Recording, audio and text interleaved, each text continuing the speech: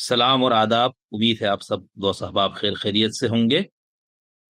گزشتہ تقریباً 2 مہینے پہلے حسن الیاس صاحب جب پاکستان تشریف لائے تھے تو میں نے اور نجم سہروردی صاحب نے حسن الیاس صاحب کے ساتھ ایک پروگرام ریکارڈ کیا تھا، جو خاص طور پر 6 اکتوبر کے حملے اور حماس نے جو کچھ کیا، پھر اسرائیل کی طرف سے جو کچھ ہوا، اس کے اوپر بہت تفصیلی گفتگو ہوئی تھی، اور اس میں حسن الیاس صاحب نے 2-3 زاویوں سے اس پہ بات کی تھی، اور ہمارے اور نجم صاحب کے سوالات کو انہوں نے جواب دیا تھا۔ تو اس میں انہوں نے ایک تو دینی مقدمے میں، یعنی دینی تناظر میں اس کو دیکھا کہ اسلام کی جہاد اور مزاحمت وغیرہ کی جو تعلیمات ہیں، اس کی روح سے اس حملے کا کیا جواز بنتا ہے، اس کی کیا حیثیت ہے۔ دوسرا انہوں نے یہ بتایا تھا کہ ایک بہت بڑی طاقت جس کے پاس تمام طاقت کے جتنے وسائل ہیں وہ اس کے پاس موجود ہے، اور دوسری طرف ایک ایسی تنظیم یا کچھ ایسے لوگ جن کے پاس اس طرح سے طاقت اور قوت نہیں ہے۔ تو اس حساب سے بھی یہ جو کچھ ہوا اس کا کیا جواز تھا اور اس کے کیا نتائج نکلے۔ تو اس وقت جب گفتگو ریکارڈ ہوئی اور بعد میں بھی جب ہم نے سنی، اور اس کے علاوہ بھی 1-2 جگہوں پر حسن الیاس صاحب نے اسی موضوع پر بات کی، تو بطور طالب علم ہمارا تو یہ تاثر تھا کہ یہ ایک مخلص اور ہمدرد نوجوان ہے، جنہوں نے کڑتے ہوئے کہ کیا ہوا اور کتنے لوگ اس میں مارے گئے، کتنا نقصان ہوا، بدترین شکست ہوئی، ان سب کو سامنے رکھتے ہوئے انہوں نے اس کو کا تجزیہ پیش کیا۔ لیکن پھر آپ گزشتہ دنوں اس کے اوپر کافی بحث شروع ہو گئی، اور خاص طور پر عاصم محمود صاحب نے اور اظہار الحق صاحب نے اس پہ کالم لکھے، اور ہمارے محترم جناب ڈاکٹر مشتاق احمد صاحب نے اس کے اوپر تقریباً 38 منٹ پر مشتمل ایک گفتگو بھی ریکارڈ کی۔ تو اس میں ہم نے یہ دیکھا کہ ان تینوں نے اس پوری گفتگو کا ایک چھوٹا سا کلپ اس کو بنیاد بنا کر بہت سارے اعتراضات کیے ہیں، اور اس میں 2 کالموں پہ تو میرے اتنے سوالات نہیں بنتے، کیونکہ اس میں زیادہ تر جو رخ ہے وہ ذاتیات یا، اور تیسری گفتگو میں بھی کچھ چیزیں ایسی ہیں جس کے اوپر ہم یہ کہہ سکتے ہیں کہ انہوں نے جو ان کا دینی موقف تھا اس حوالے سے اس پہ کوئی تبصرہ نہیں کیا تھا کہ مذہبی تعلیمات کی روشنی میں جو حسن الیاس صاحب نے اس پہ تبصرہ کیا وہ کیا ہے، اس کی کیا حیثیت ہے، اس میں کیا غلطی ہے۔ تو اس میں ایک تو بین الاقوامی قانون کی روح سے دیکھا گیا ہے، اور دوسرا یہ تاثر دیا گیا یا ان کو یہ تاثر ملا کہ جیسے حسن الیاس صاحب جو ہے وہ امریکہ میں بیٹھ کر اسرائیل کا مقدمہ بہت شد و مت سے لڑ رہے ہیں، یہاں تک کہ ان کو میر جعفر اور میر صادق کا ٹائٹل بھی دیا گیا۔ تو اس لیے میری خواہش یہ تھی کہ اس پورے گفتگو پر حسن الیاس صاحب سے میں ایک تبصرہ کرواؤں، اور ان سے یہ درخواست کی، انہوں نے میری درخواست قبول فرمائی۔ تو بہت شکریہ حسن الیاس صاحب۔ تمہیدی گفتگو تھوڑی سی لمبی ہو گئی، لیکن یہ ہے کہ چونکہ یہ شاید ضروری تھا، بادہ و ساغر کہے بغیر جو ہے بات بنتی نہیں کبھی کبھار۔ تو یہ آپ نے بھی شاید یہ کالم پڑھے ہوں گے تینوں کے، اور میں نے بھی اس کو دیکھا، تو اس کے اندر جو سب سے زیادہ کیا کہنا چاہیے، آپ کے اوپر جو اعتراض کیا گیا ہے، یا اس موضوع اس گفتگو میں جس حصے پہ زیادہ اعتراض ہوا ہے، وہ خاص طور پر وہ تھا کہ جب آپ نے یہ کہا کہ جب آپ سے نجم صاحب نے یہ پوچھا تھا کہ اسرائیل غاصب نہیں ہے، تو اس پہ آپ نے جواب دیا، اور اس میں آپ نے یہ فرمایا کہ اسرائیل غاصب ہے کی جو بات ہے، یہ جو مقدمہ ہے تو یہ ہندوؤں کا بھی ہے، تو اس سے بھی تسلیم کر لیں کہ مسلمان غاصب ہیں۔ آپ نے فرمایا کہ غاصب ہے کو ڈی کوڈ کرے، کیا ہے اسرائیل غاصب ہے؟ اسرائیل کو وہاں پر عالمی قوتوں نے لا کر بٹھایا ہے، وہی عالمی قوتیں ہیں جنہوں نے اس وقت 57 اسلامی ریاستوں کی لکیریں کھینچی ہیں۔ یہی مقدمہ طالبان کا ہے ڈیورٹ لائن کے معاملے پر کہ پاکستان غاصب ہے۔ پھر آپ سے پوچھا نجم صاحب نے کہ میرے گھر پر لا کر کسی کو بسا دیں گے، تو اس کا جواب آپ نے دیا کہ یہ ہندوؤں کے گھر پر 1000 سال تک ہم یہاں آ کر بسے رہے، مثال کے طور پر گھر تو گھر تھا جس وقت تک میرا گھر تھا۔ تو پھر نجم صاحب نے کہا کہ چلے ہم بطور آرگومنٹ مان لے کہ ہم بھی غاصب ہیں اور اسرائیل بھی، اب دونوں کا کرنا کیا ہے؟ تو آپ نے فرمایا کہ ہاں، دونوں کا سب سے پہلے اپنی زمین چھوڑے، ہندوؤں کے حوالے کریں اور جائیں عرب ممالک میں واپس، پھر اگلوں سے بات کریں گے۔ تو دنیا کے اندر جو ہے، تو اب یہ جو گفتگو کا حصہ اس پہ تنقید ہوئی ہے، تو اس میں پہلے ان کی تنقیدات اور اس پہ جو میرے کچھ سوالات ہیں اس پہ جانے سے پہلے میں یہ چاہوں گا کہ آپ مجھے بطور طالب علم میں اس کو سمجھنا چاہتا ہوں، اور باقی دوستوں کو بھی انتہائی اختصار کے ساتھ اگر ہمیں یہ سمجھائے کہ مسئلہ فلسطین یہ کیا ہے بنیادی طور پر، پھر میں اگلے سوال پہ جاؤں گا۔ جی دیکھیے، مسئلہ فلسطین کے حوالے سے جو ہمارے ہاں روایتی نقطہ نظر پایا جاتا ہے، اس میں 3 جہات سے ہم لوگ منفرد ہیں یا ان سے الگ ہیں یا ان سے دیگر بات کرتے ہیں جس سے ان کو اتفاق نہیں ہے۔ پہلا پہلو اس خطے کی مذہبی حیثیت کا ہے، مسجد اقصیٰ کے بارے میں۔ اس پر بڑی تفصیل سے میں نے گفتگو کی ہے پچھلے دنوں میں، لوگ اس کو وہاں سن سکتے ہیں۔ اس کا مختصر خلاصہ یہ ہے کہ دین اسلام جس کو ہم مانتے ہیں، جس کا ماخذ قرآن و سنت ہے، اس کی روشنی میں اس وقت جو مسجد اقصیٰ کا علاقہ ہے اس کی وہ دینی حیثیت نہیں ہے جو بالعموم مسلمان علماء سمجھتے اور پیش کرتے ہیں۔ ہمارا استدلال یہ ہے کہ اللہ تعالیٰ نے 2 قوموں کا استفاء اور انتخاب کیا تھا سیدنا ابراہیم کی ذریت میں سے۔ ایک قوم کو یہاں آباد کیا کنعان کے علاقے میں، دوسروں کو جزیرہ نما عرب کے اندر۔ جس وقت یہاں پر جن قوم کو آباد کیا گیا تھا، انہوں نے اللہ تعالیٰ کے عہد کی خلاف ورزی کی، جس مشن پہ ان کو مامور کیا گیا تھا وہ انہوں نے پورا نہیں کیا، بلکہ اس سے آگے بڑھ کے انہوں نے اللہ تعالیٰ کے پیغمبروں کا قتل شروع کر دیا، یہاں تک کہ سیدنا مسیح کو اس قوم میں آخری مبعوث کیا گیا اور انہوں نے ان کا قتل کے در پہ بھی ہونے سے اپنے آپ کو نہیں روک سکے اور اللہ تعالیٰ نے خاص قانون کے تحت ان کو اٹھا لیا۔ تو اس خطے کی جو سینٹٹی تھی وہ ایک خاص پیغمبرانہ مشن کے ساتھ جڑی ہوئی تھی۔ شہادت علی الناس کا وہ مشن تھا، قوم کو اس پر مامور کیا گیا تھا۔ 3000 سال کی تاریخ ہے جس کے اندر اس قوم کی تشکیل کے مراحل گزرتے ہیں۔ وہ قوم اپنی کوتاہیوں کی وجہ سے اس منصب سے دستبردار کر دی گئی۔ جب وہ دستبردار کر دی گئی تو اس قوم کو اللہ تعالیٰ نے یہ کہا ہے کہ اب تمہارے لیے ایک ہی راستہ ہے کہ تم لوٹو اور لوٹ کر جو اللہ کی ہدایت اس وقت موجود ہے اس کو اپناؤ۔ گویا اس قوم نے جس کو اللہ نے معمور کیا تھا، اب اگر اس مشن پہ دوبارہ سے آنا ہے یعنی کہ یہود، تو ان کو رسول اللہ صلی اللہ علیہ وسلم پر اور اس سے پہلے سیدنا مسیح پر ایمان لانا پڑے گا۔ جیسے ہی وہ ایمان لائیں گے تو پھر ان کا مرجع جو ہے وہ حرم مکی بن جائے گا، وہی جزیرہ نما عرب جہاں پہ رسول اللہ صلی اللہ علیہ وسلم کی بعثت ہوئی ہے۔ اس حیثیت میں اس سرزمین کی اب وہ دینی سگنیفیکنس نہیں رہی، یہ پہلی بات ہے جو ہم کرتے ہیں۔ اور اسی ضمن میں ہم یہ بات بھی بیان کرتے ہیں کہ جب وہ حیثیت جزیرہ نما عرب کو دے دی گئی اور وہاں پہ آخری امت کی تاسیس ہوئی، رسول اللہ صلی اللہ علیہ وسلم کو مبعوث کیا گیا اور وہاں پر ایک قوم کو اسی شہادت کے منصب پر فائز کیا گیا، اس کو قرآن مجید بتاتا ہے کہ کذالک جعلناکم امۃ وسط لتکونوا شہداء علی الناس ویکون الرسول علیکم شہیدا۔ تو اب وہ قوم ہے، وہ مرکز ہے جس پر مسلمانوں کی پوری دینی جمعیت کو کھڑا بھی ہونا ہے، اس کا تحفظ بھی کرنا ہے اور اس کو آگے لے کر چلنا ہے۔ اس کے ساتھ ساتھ ایک بات ہم یہ کہتے ہیں کہ جس وقت رسول اللہ صلی اللہ علیہ وسلم کو وہاں معمور کیا گیا تو آپ کے مشن میں وقت کے ساتھ ساتھ توسیع ہوئی۔ پہلے آپ نے عرب کے مشرکین کو مخاطب کیا، پھر آپ اہل کتاب کو مخاطب کیا اور پھر گرد و پیش کی جو ریاستیں ہیں ان کو آپ نے مخاطب کیا۔ یہ قانون ہمیں اللہ تعالیٰ کی اس پچھلی قوم کے ساتھ بھی نظر آتا ہے کہ جب آپ خطے میں کسی کو آباد کرتے ہیں اور توحید کا مرکز بناتے ہیں تو گرد و پیش کی سلطنتوں کو آپ نے واگزار کرانا ہوتا ہے، اس لیے کہ اگر گرد و پیش میں آپ کا دشمن بیٹھا ہوا ہو تو آپ کی کبھی بھی سلطنت محفوظ نہیں رہ سکتی۔ تو اسی اصول پہ رسول اللہ صلی اللہ علیہ وسلم نے جو گرد و پیش کی سلطنتیں تھیں ان کو خطوط لکھے اور خطوط لکھ کے ان کو تسلیم و انقیاد پر آمادہ کرنے کی کوشش کی اور یہ بتایا کہ میں اللہ کا رسول ہوں، اگر آپ یہ نہیں کریں گے تو اس کے کچھ کانسیکوینسز ہیں جو آپ کو بھگتنا پڑیں گے۔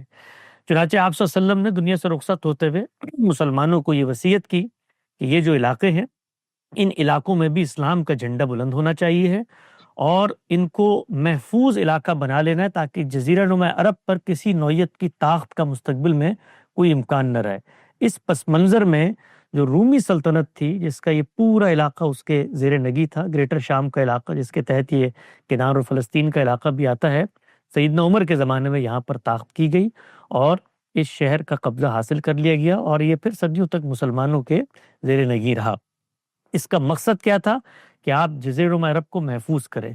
یہ جو سبب ہے جس کی بنیاد پہ اللہ کے پیغمبر نے ہدایت کی تھی وہ ایک علت پہ مبنی ہے۔ وہ علت جب تک موجود رہے گی ہمیں یہ کوشش کرنی ہے کہ گرد و پیش کے جو علاقے ہیں جزیرہ نما عرب کے ان کو محفوظ بنائیں، اور اللہ کا بڑا شکر، فضل، کرم، احسان، انعام ہے کہ آج بھی جزیرہ نما عرب کے جو گرد و پیش کے علاقے ہیں وہ مسلم اکثریتی علاقے ہیں سوائے اسرائیل کے، اس لیے کہ اسرائیل وہاں پر جب آ کر آباد ہوا ہم نے کوشش کی چھڑوانے کی لیکن ہم اس کو نہیں چھڑوا سکے اس لیے کہ ہمارے پاس طاقت نہیں تھی۔ اگر ہمیں اللہ تعالیٰ وسائل دیتا ہے، طاقت دیتا ہے اور ہمیں یہ خطرہ پیش نظر رہتا ہے کہ یہ ہمارے جو مراکز ہیں توحید کے ان کو نقصان پہنچائے گا تو دینی لحاظ سے ہمیں ان کا تحفظ کرنا ہے. اس لیے سد ذریعہ کے اصول پر ہمیں ان علاقوں میں بھی اپنا اثر و رسوخ قائم کرنا چاہیے ہے. یہ ہے دینی موقف ہمارا اس خطے کے بارے میں. جو دوسری بات ہے وہ ہم یہ کرتے ہیں کہ اگر یہ خطہ ہمارے قبضے میں نہیں رہتا جیسا کہ نہیں رہا تو اس کے بعد ہمیں کیا کرنا ہے دنیا میں. تو ہم یہ کہتے ہیں کہ اگر آپ اس خطے کو حاصل کرنا چاہتے ہیں تو اس کے لیے تاریخیت کا مقدمہ پیش کر کے اس کو حاصل نہیں کیا جا سکتا. اس لیے کہ جو تاریخیت کا مقدمہ ہے وہ جس طرح ہم پیش کر رہے ہیں اسی طرح یہود بھی پیش کر رہے ہیں. اور یہ امر واقعی ہے کہ ہم سے زیادہ پرانا رشتہ اس زمین کے ساتھ ان کا ہے. وہ رشتہ 2500 سال کا رشتہ ہے. یہاں پر ان کی مقدس عبادت گاہیں ہیں, یہاں پر ان کے پیغمبروں کی بعثت ہوئی ہے, یہ سلطنت اور ریاست ان کے زیر نگی رہی ہے. تو تاریخیت کے مقدمے کی بنیاد پر اگر ہم دنیا کے اندر اٹھیں گے اور اس علاقے کو حاصل کرنے کی کوشش کریں گے تو یہ مقدمہ نہ صرف یہ کہ چل نہیں سکتا بلکہ خود مسلمان دنیا بھر میں جہاں پر آباد ہیں ان کے خلاف بھی جاتا ہے. اس لیے کہ ہم یہ دیکھتے ہیں کہ دنیا میں جس وقت طاقت کے بل پہ بزور شمشیر لوگوں نے تسلط غلبہ قائم کیا تو اس کے بعد اس کو سب نے تسلیم کر لیا کہ اب ان کی حکومت ہے, ان کی ریاست ہے. اور جب وقت گزرتا ہے تو پھر یہ بحثیں بالکل صفحہ ہستی سے مٹ جاتی ہیں کہ آپ تاریخ کا مقدمہ لے کر آئیں.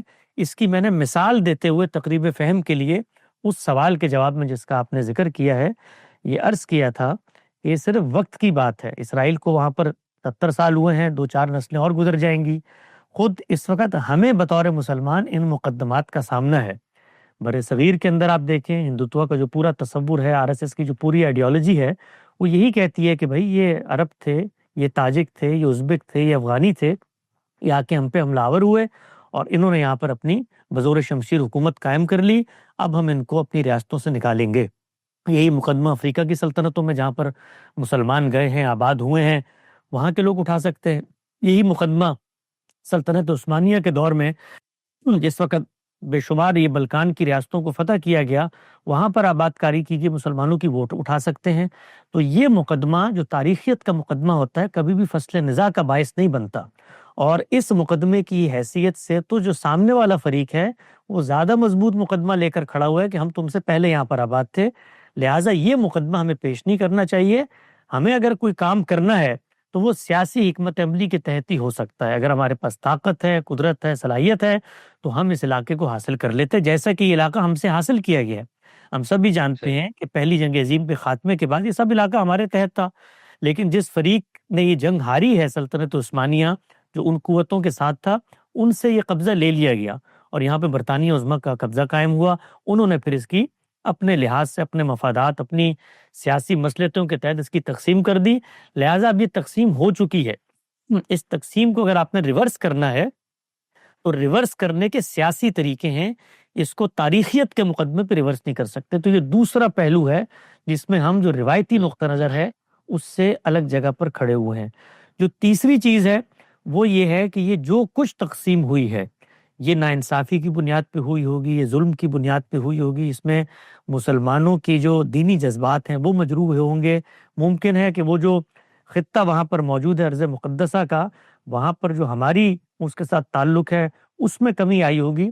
اس سب کے باوجود اگر ہمیں وہاں پر اثر و رسوخ بڑھانا ہے تو اس کے لیے کیا لائے عمل ہے؟ مسلح جدوجہد کا لائے عمل ہے یا اپنی تعمیر اور دنیا کے اندر جو سیاسی اقدار وجود پذیر ہو گئی ہیں ان کی روشنی میں اپنا حق حاصل کرنے کی کوشش کرنی چاہیے؟ تو اس پہلو سے ہم جو روایتی مذہبی نقطہ نظر ہے اس سے اختلاف کرتے ہیں اور دینی لحاظ سے بھی اختلاف کرتے ہیں. سیاسی حکمت عملی اور جو عالمی عرف اور تمدن وجود پذیر ہو چکا ہے اس کے لحاظ سے بھی اختلاف کرتے ہیں. ہم یہ بتاتے ہیں کہ مسلح جدوجہد کے لیے طاقت کو دیکھنا ضروری ہے. طاقت کے تناسب کی شرط خود قرآن مجید نے لکھی ہے. اگر آپ اس کو ظلم اور عدوان کہہ رہے ہیں تو ظلم اور عدوان کو اسٹیبلش ہونا چاہیے ہے کہ وہ حقیقت میں ظلم اور عدوان ہے, اور پھر اس کے بعد اگر کوئی کوشش ہوگی تو وہ کوشش اس طرح کے انفرادی جتھوں کے تحت نہیں ہوگی, وہ منظم ریاست کے تحت ہوگی, علل اعلان ہوگی. اس کے اندر دین نے جو حدود و شرائط متعین کیے ہیں ان کے تحت ہوگی. اس میں نان کمبیٹنٹس پہ آپ حملہ آور نہیں ہو سکتے. وہ چیزیں جن کو آپ مان چکے ہیں ان کو آپ نے تسلیم کرنا اگر آپ کے کئی معاہدات ہوئے ہوئے ہیں. تو اس پس منظر میں ایک طالب علم کی حیثیت سے، ایک امت کے خیرخواہ کی حیثیت سے، مسلمانوں کے جو خون وہاں پر بہا ہے اس کو روکنے کی ایک تدبیر اور حکمت عملی کی حیثیت سے ہم یہ باتیں کرتے ہیں، اور ان کا مقصد صرف ایک ہے کہ ہم مسلمانوں کو جو اس وقت وہاں شکست ہوئی ہے، پے در پہ ہم نے جو غلط حکمت عملی یا تدبیر اختیار کی ہے، اس کا نقصان ہوا ہے، اس کی تلافی ہو سکے، اور جو کچھ ہمارے پاس اس وقت موجود ہے ہم اس کو برقرار رہ سکتے ہیں۔ میں نے خلاصہ بیان کیا ہے اپنی طالبانہ رائے کا۔ بہت اچھا۔ لیکن یہ جو آپ نے بتایا اور اس میں آپ نے کہا کہ باقیوں سے آپ لوگوں کا جو اختلاف ہے، ان 3 نکات کو آپ نے بیان فرمایا، تو یہ آپ کا ادارے کا موقف ہے، یعنی حسن الیاس آپ کا ذاتی نہیں ہے یہ؟ میں جس ادارے سے وابستہ ہوں اس کا نام المورد ہے، اس کی بنیاد غامدی جی صاحب نے رکھی تھی 1983 میں۔ اس ادارے کے اغراض و مقاصد اور اس ادارے کے لاہ عمل میں کہیں یہ بات شامل نہیں ہے کہ ادارہ کسی دینی یا سیاسی اطلاقی معاملے میں کوئی آفیشل موقف اختیار کرے گا، یہ کہیں نہیں لکھا ہوا، بلکہ اس ادارے کی بنیاد اس چیز پہ پڑی ہے کہ فکر فراہی کا جو براڈر فریم ورک ہے، دین کو سمجھنے کا منہاج ہے، جس کو غامدی صاحب نے اصول مبادی کے زیر عنوان بیان کیا ہے، اس سے اگر آپ کو اتفاق ہے تو آپ ادارے کا حصہ بن کر اپنا علمی فکری کام کر سکتے ہیں، اور اس میں ہر شخص کو یہ آزادی حاصل ہے کہ وہ دین کے کسی معاملے میں یا سیاست اور دنیا کے کسی معاملے میں کوئی رائے اختیار کرنا چاہتا ہے تو آزادی کے ساتھ وہ رائے اختیار کرے۔ لہٰذا میرے علم کی حد تک ہمارے ان اداروں کا کسی بھی معاملے میں کوئی موقف نہیں ہے۔ اس میں جو لوگ رہتے ہیں، بستے ہیں، اس سے تعلق کا اظہار کرتے ہیں، ان کے مواقف ہیں۔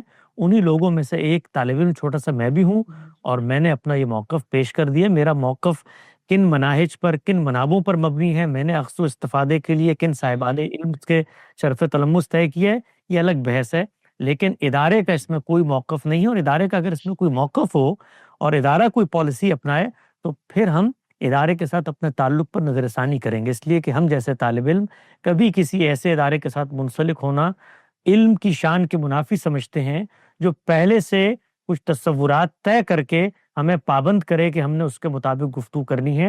ایسے ادارے علم کے ادارے نہیں بن سکتے۔ صحیح۔ نہیں، میں نے یہ اس لیے پوچھا تھا سنجے صاحب کیونکہ آپ کی یہ گفتگو کو لے کر لوگ جو ہے براہ راست غامدی صاحب کو بھی نہ صرف تنقید کا نشانہ بنا رہے بلکہ انتہائی طنز و تشریح کے الفاظ بھی ہم نے پڑھے لکھے اور سنے لوگوں سے، یعنی وہ ایک معمولی سڑک پہ چلتے ہوئے لوگوں کی بات نہیں کروں، جو باقاعدہ جس کو اہل دانش سمجھا جاتا ہے، جن کی بات کو لوگ پڑھتے سنتے ہیں۔ تو میں نے اس لیے یہ پوچھا تھا نا کہ یہ یعنی لوگ یہ سب بتا رہے کہ بھئی حسن الیاس صاحب جو بھی بات کر رہے وہ گویا کہ غامدی صاحب کی بات ہے یا المورد جو ادارہ ہے ان کا۔ تو آپ کو میں نے اس لیے پوچھا تھا کہ یہ، اور دوسرا کیا آپ کے ادارے میں آپ سمیت کوئی ایسا ہے جو یا یہی تینوں پوائنٹس، کیا یہ غامدی صاحب کے بھی یہی پوائنٹس ہے، وہ بھی انہی تینوں پوائنٹس پہ کھڑے ہیں؟ جی، غامدی صاحب کا کیا نقطہ نظر ہے، غامدی صاحب اس بارے میں کیا کہتے ہیں، انہوں نے تفصیل سے اپنی زبان سے اپنی آراء بیان کر دی ہیں، وہ چھپی ہوئی بھی موجود ہیں، نشر بھی ہوئی بھی ہیں، کوئی چھپی بھی نہیں ہیں۔ اس پر مسئلہ فلسطین پہ ان کا تفصیلی موقف ہے، لوگ اس کو سن کے یہ رائے قائم کر سکتے ہیں کہ جو حسن الیاس صاحب جیسے ایک ادنا سے طالب علم آراء پیش کر رہے ہیں اس میں اور غامدی صاحب کی آراء میں کہاں اختلاف ہے اور کہاں موافقت ہے۔ میں یہاں پر اس چیز کی بھی وضاحت کر دوں کہ غامدی صاحب نے دنیا میں کسی کو اپنا ترجمان مقرر نہیں کیا، نہ میں یہ کبھی دعوی سوسائٹی میں کھڑا ہوتا ہوں کہ میں غامدی صاحب کا کوئی ترجمان ہوں، ان کی فکر کی جو نتائج مرتب ہو چکے ہیں اس کو آفیشلی میری زبان فیض ترجمان سے بیان کیا جائے گا۔ نہ کسی ادارے کو یہ استحقاق حاصل ہے، نہ کسی فرد کو استحقاق حاصل ہے۔ ہر شخص اس دنیا میں اپنے علم اور عمل پہ جواب دہ ہے۔ غامدی صاحب جو بات کرتے ہیں وہ اس کے جواب دہ ہیں۔ مجھے بطور طالب علم اگر اس سے اتفاق ہوتا ہے تو میں اس کا دفاع کرتا ہوں، اور وہ دفاع ان کا دفاع نہیں ہوتا، ان کی بات میرے علم کی بات بن چکی ہوتی ہے تو میں سچائی اور ریئلٹی کا دفاع کر رہا ہوتا ہوں، کسی شخصیت کا دفاع نہیں کر رہا ہوتا۔ چنانچہ جن لوگوں کو میرے کسی بھی نقطہ نظر سے یا میری طالبانہ رائے سے اختلاف ہے تو وہ اس کو میری نسبت سے بیان کریں، میری نسبت سے اس پہ اختلاف کریں۔ یہ بھی لوگوں کو حق حاصل ہے کہ اگر وہ اس میں کوئی مشترکات تلاش کرنا چاہتے ہیں کہ بھئی حسن صاحب تو وہی بات کر رہے ہیں جو غامدی صاحب کر رہے ہیں، تو اس پہ بھی مجھے کوئی اعتراض نہیں ہے، لوگوں کو حق ہے، وہ یہ دیکھ سکتے ہیں کہ یہ جو بات انہوں نے کی ہے یہ پہلے کس نے کی تھی۔ یہ خود علم اور تحقیق کا تقاضا ہوتا ہے، اور میں اپنی بہت ساری آراء کے بارے میں یہ دعویٰ کرتا ہوں کہ یہ میں نے پہلی دفعہ نہیں کی، میں نے اپنے استاد کے علم سے سیکھی ہے بطور انسان۔ سیکھنے کا عمل بھی عکس و استفادہ اور اکتساب پہ مبنی ہے میری جانب سے، تو میں جواب دہ ہوں اپنے ہر قول کا، اپنے ہر فعل کا۔ غامدی صاحب جواب دہ ہیں اپنے ہر قول، اپنے فعل کے۔ ان کو میری کسی بات سے اتفاق ہوگا تو وہ خود اس کو بیان کر دیں گے، ان سے سوال ہوگا تو اپنی تائید کا اظہار کر دیں گے، مجھے ان کی کسی بات سے اتفاق ہوگا تو میں یہ حق رکھتا ہوں کہ اس کا دفاع کروں، اس سے اپنی تائید کا اظہار کروں۔ ٹھیک، بہت شکریہ۔ اچھا، اب میں نے یہ تینوں صاحبان علم و دانش کے گفتگو سے، یعنی دو تو لکھے ہوئی تحریر ہے اظہار الحق صاحب کی کا کالم جو آج چھپا ہے، اور عاصم محمود صاحب کا کل، اور پھر ڈاکٹر مشتاق صاحب کی پوری گفتگو سن کے میں نے کچھ پوائنٹس اس میں بنائے تھے، تو میں نے اس پورے کچھ اقتباسات وغیرہ تھے وہ میں آپ پیش نہیں کرتا ہوں، کیونکہ آپ کی گفتگو سے تو وہ مسئلہ، یعنی جو میں نے آپ کی گفتگو سے سمجھا تھا وہی آپ نے ابھی دوبارہ بتایا، لیکن ان کو پڑھتے ہوئے یا سنتے ہوئے میں نے کچھ نتائج اخذ کیے تھے، میں اس کو یہاں لکھا تھا میں نے آپ سے پوچھنے کے لیے۔ اس میں پہلے میں نے یہ لکھا تھا کہ مجھے یوں محسوس ہوا کہ انہوں نے آپ کو مسلمانوں اور پاکستان کا مخالف اور دشمن سمجھ لیے، جبکہ آپ کی گفتگو سے میں نے یہ نتیجہ اخذ کیا تھا کہ آپ فلسطین، مسلمانوں اور حماس کے ہمدرد ہیں، اور اس ہمدردی کا اظہار آپ نے یوں کیا کہ جب طاقت نہیں ہے، مقابلہ ممکن نہیں ہے، تو حملہ کیوں کیا اور مزید تباہی اور بربادی اور ستم کا شکار کیوں کروایا اپنے آپ کو۔ یہ میں نے آپ کی بات سمجھی، لیکن ان تینوں کو جب میں نے پڑھا یا سنا تو اس سے یوں لگ رہا ہے جیسے انہوں نے آپ کو بالکل مسلمانوں کا بھی اور پاکستان کا بھی مخالف سمجھ لیا، تو یہ کیسے انہوں نے اخذ کیا؟ حالانکہ جو آپ نے مثال دی تو اس میں میں آگے ہی بات کروں گا کہ آپ نے ہندوستان، پاکستان کی مثال دی، افغانستان کی، 57 اسلامی ریاستوں کی، تو اس سے ان لوگوں نے یہ کیسے اخذ کر لیا؟ مطلب جی دیکھیے، جس وقت بھی آپ کسی قائم شدہ نظریے پر، تصور پر بات کریں گے تو جو مسلمانوں کا بالعموم مزاج ہے اس عہد میں، وہ یہ ہے کہ وہ اپنے علم کی کنٹرڈکشن ہو یا استدلال پر مبنی کوئی مغالطہ ہو، اس کو رفع کرنے کے بجائے رد عمل کی نفسیات میں اور مدافعانہ طرز عمل اپنا لیتے ہیں۔ میں نے تمام تنقیدات پڑھی ہیں، اس سے قطع نظر کہ ان تنقیدات میں بہت سارے پہلو ہیں جو شخصی استخفاف کے ہیں، اس کے اندر ذاتی نوعیت کی چیزیں ہیں، میں ان کو بالکل بھی قابل اعتنا نہیں سمجھتا، بلکہ یہ جتنے لوگ ہیں ان کو امت کا محسن خیرخواہ سمجھتا ہوں، اور میں سمجھتا ہوں کہ یہ لوگ ایک درد میں مبتلا ہیں، اور جس وقت آپ کو کوئی درد ہوتا ہے، تکلیف ہوتی ہے، تو اس کے اندر آپ کراہتے بھی ہیں، اس کے اندر بسا اوقات آپ شور بھی کرتے ہیں، تو یہ سب پہلو جو ہیں یہ کسی شخص کے اندر اس طرح کے معاملات میں جب اضطراب پیدا ہوتا ہے تو اس کے نتائج اور اس کے مظاہر کے طور پہ سامنے آتے ہیں۔ میں اس کو کہیں منفی جگہ پہ بھی معمول نہیں کرتا، ان تمام لوگوں کو حق ہے اپنے غم و غصے کے اظہار کا، اور یہ غم و غصہ بھی میرے نزدیک ان کے ہاں احقاق حق کا تقاضا ہوگا، جس کی وجہ سے یہ چیزیں بیان کر رہے ہیں۔ میں تو ہمیشہ نظر رکھتا ہوں، میں نے اپنے استاد سے بھی سیکھا ہے کہ جب آپ کے بارے میں یا آپ کے کسی نقطہ نظر کے بارے میں کوئی بات ہو تو آپ ان کے استدلال کا جائزہ لیں۔ تو جو استدلال ان حضرات نے پیش کیا ہے میں تو اسی کا جائزہ لیتا ہوں۔ اس میں سے جو پہلی چیز آپ نے ذکر کی ہے کہ پاکستان کا مخالف سمجھ لیا گیا ہے، پاکستان کا مخالف اگر کوئی شخص ہے تو سب سے پہلے اس کو پاکستان کی شہریت ترک کرنی چاہیے، اور پھر اس کے بعد اس کو یہ کہنا چاہیے کہ میں اس ملک کی تقسیم کو درست نہیں سمجھتا۔ پھر آگے بڑھ کے آپ کا جو ملک پاکستان اس وقت موجود ہے، اس کی جو آئین ہے، دستور ہے، قانون ہے، وہاں پر جو ایک مملکت ریاست ہے، اس کے نظم کو آپ چیلنج کریں۔ ان میں سے کوئی بھی چیز ہمارے حاشیے خیال میں بھی نہیں ہے۔ ہم اول پاکستانی ہیں، آخر پاکستانی ہیں۔ اس ملک میں ہجرت کرنے کے باوجود پاکستان کی قوم کو، پاکستان کے لوگوں کو، پاکستان کے مسائل کو اپنی دلچسپی کا مرکز و محور سمجھتے ہیں۔ ہم امریکہ میں یا اس سے پہلے ملیشیا میں کوئی ڈریم جینے کے لیے نہیں آئے تھے۔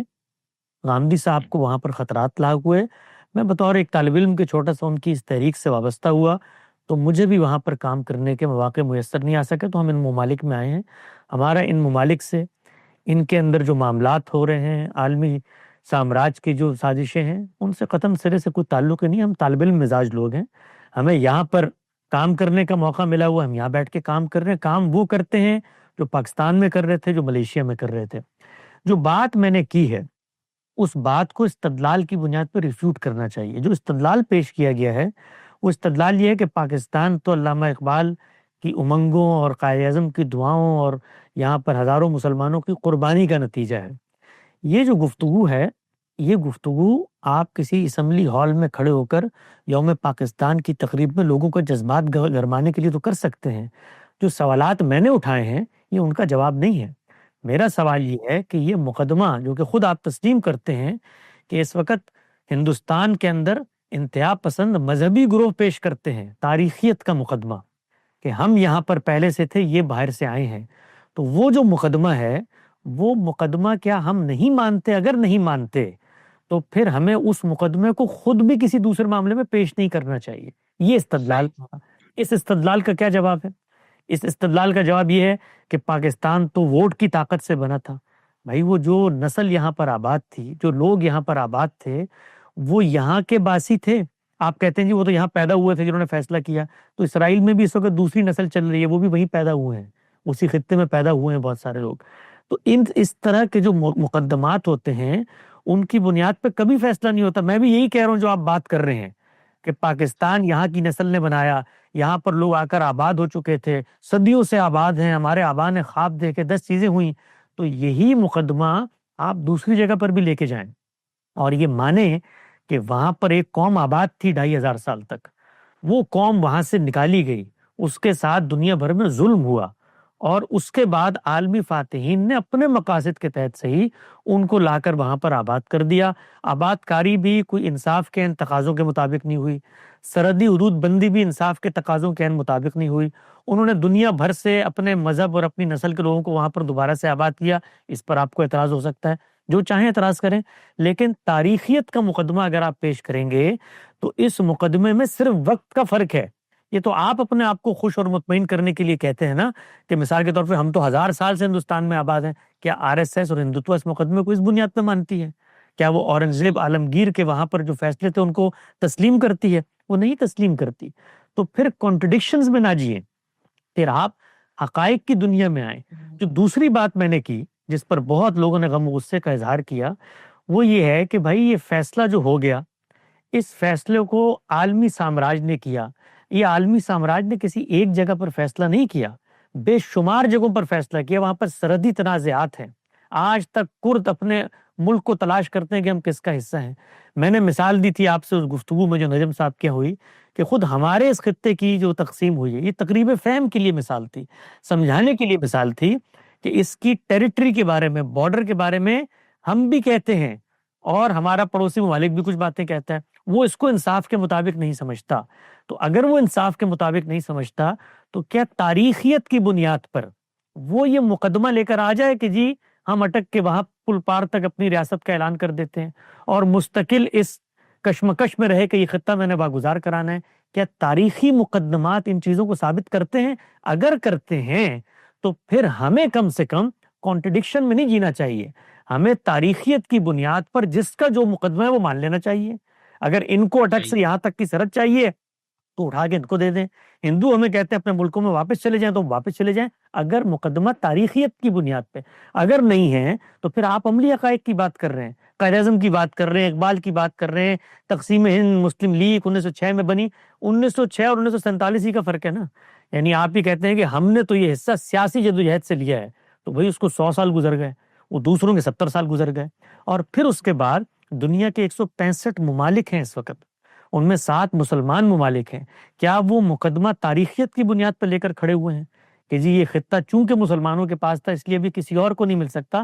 اس پر میں نے تبصرہ کیا ہے، اس پر میں نے یہ کہا ہے کہ جب آپ مقدمہ یہاں سے اٹھاتے ہیں کہ کچھ سلطنت غاصب ہے، اس کا خاتمہ ہونا چاہیے، اس کے لیے مسلح جدوجہد کریں، وہ ہمارے گھر پہ آ کے بیٹھ گئی ہے، تو اس کے جواب میں نے یہ کہا ہے کہ گھر پہ جب لا کر جنہوں نے بٹھایا ہے انہوں نے پوری دنیا میں یہ کام کیا ہے، اور آپ گھر کا مقدمہ تاریخیت کی بنیاد پہ پیش کر رہے ہیں، تو پھر آپ کو یہ ماننا پڑے گا اس اصول پر کہ آج مسیحی اٹھ کے کہیں کہ قسطنطنیہ رومی سلطنت کا صدیوں تک دارالخلافہ رہا ہے، لہذا مسلمان یہاں سے نکلے، یہاں پر ہماری حکومت، تو پھر دنیا کا نظم آگے نہیں چل سکتا. ہر شخص تاریخی مقدمات کی بنیاد پر یہاں ریڈ انڈینز اٹھیں گے، اٹھ کے کہیں گے جی یہ تو ہماری سرزمین تھی. وہاں پر آپ چلے جائیں ملیشیا میں، انڈونیشیا میں، آسٹریلیا میں، وہاں پر ایبوریجنلز ہیں، وہ اٹھیں گے، وہ کہیں گے کہ سب نکلیں. تو کیا دنیا اس اصول پہ چل سکتی ہے؟ یہ بات ہے جو میں نے پیش کی، جس کو لوگ اس طرح سے بیان کر رہے ہیں یہ پاکستان کے خلاف ہو گئے. تو میں اس طرح کی چیزوں کو بالکل اہمیت کا باعث نہیں سمجھتا. مجھے لگتا ہے کہ مسلمانوں کی جو کانٹرڈکشن ہے اپنے مقدمات کے بارے میں، وہ دنیا کو ایک پیغام دیتی ہے، اور وہ پیغام یہ ہے کہ ہم جن اصولوں کو مانتے ہیں ان کا اطلاق خود اپنے علاقوں کے اوپر نہیں کر رہے ہوتے یا اپنے معاملات میں نہیں کر رہے ہوتے. اس سے ہماری نسل کے اندر ایک دوئی کا رویہ پیدا ہوتا ہے. پھر انٹرنیشنل کمیونٹیز ہوں، معاملہ کرنے والے لوگ ہوں، وہ یہ سمجھتے ہیں کہ ان کے ساتھ تو امن کے ساتھ رہا ہی نہیں جا سکتا، یہ تو اس جگہ پر کھڑے ہوئے ہیں. تو اگر وہ مقدمہ غلط ہے سامنے والوں کا، تو پھر ہمیں بھی اپنے مقدمے پہ نظر ثانی کرنی چاہیے. یہ پہلی بات ہے جو میں نے بیان کی. اس کے بعد آپ آگے بات کریں گے انٹرنیشنل لا کی، تو اس پہ بھی جی نقطہ جی جی دروازے کرتا ہوں. اس پہ میں لیکن اب دیکھو نا، اب میں نے بھی یہی سمجھا تھا آپ کی گفتگو سے، اور آپ نے خود بھی اسی طرح بیان کیا. لیکن اب جیسے محمد اظہار الحق صاحب بہت بزرگ صحافی ہے اور بہت اچھا ان کا موضوعات پر یہ لکھتے ہیں، تو انہوں نے شروع میں یہ لکھا، میں ایک دو چیزیں یہاں سے پڑھتا ہوں، کہ بحر اقیانوس کے پار امریکہ کی مشفق سرپرستانہ نرم مخملی گوت نے بیٹھ کر اسرائیل کے حق میں بولنا اور پاکستان کے خلاف ہرز سرائی کرنا اور بات ہے، اور پاکستان کے اندر رہ کر کچھ کہنا اور بات ہے. پھر اس کا تھوڑا سا آگے جا کے یہ لکھتے ہیں کہ ان افسوسناک جملوں سے ایک بات روز روشن کی طرح واضح ہوتی ہے کہ بیک وقت اور بیک آواز بھارت اور اسرائیل دونوں کی خدمت کی جا رہی ہے. یہ بات کہ مسلمان 1000 سال سے ہندوؤں کی سرزمین پر قابض ہیں، اور یہ کہ انہیں یہ زمین ہندوؤں کے حوالے. اب یہ ساری چیزیں نا، آگے جنہوں نے کہا کہ یہ ایس ایس اور یہ RSS اور BJP وغیرہ کا یہ موقف ہے، اور انہوں نے سارے کچھ. تو لیکن آپ اس بات کو کہہ کر آپ کوئی اسرائیلی ریاست کے قیام کی تائید یا آپ اس کا کوئی دفاع تو نہیں کر رہے تھے نا، جتنے ابھی آپ نے ماشاءاللہ سے پوری بات کی وضاحت کی، یعنی ہم نے جو آپ سے سمجھا تھا. لیکن ان حضرات گرامی قدر نے اس کو یوں لیا. اب تیسری جو چیز ہے کہ ان تینوں کا موقف یہ کہ آپ نے اسرائیل اور پاکستان اور باقی مسلمان ریاستوں کی جو مثال بیان کی ہے، اس کا اطلاق اسرائیل پر تو ہوتا ہے، مگر پاکستان مسلم ریاستوں اور مسلمانوں کے ہندوستان پر حکمرانی وغیرہ پر نہیں ہوتا. اس حوالے سے ڈاکٹر مشتاق صاحب نے تفصیل سے بین الاقوامی قانون کی روح سے یہ بات کی ہے، جبکہ عاصم محمود نے بھی یہی مقدمہ بنایا ہے. تو اس پر آپ کیا تبصرہ کرتے ہیں؟ مطلب وہ کہہ رہے بھائی آپ جو مثالیں دے رہے یہ غلط دے رہے ہیں، اس کا اطلاق ان ممالک پر ہوتا ہی نہیں ہے، یہ صرف اسرائیل پر ہوتا ہے. جی، جب بھی کوئی مثال پیش کی جاتی ہے تو وہ کسی ایک پہلو سے مشترک حقیقت کو نمایاں کرنے کے لیے دی جاتی ہے.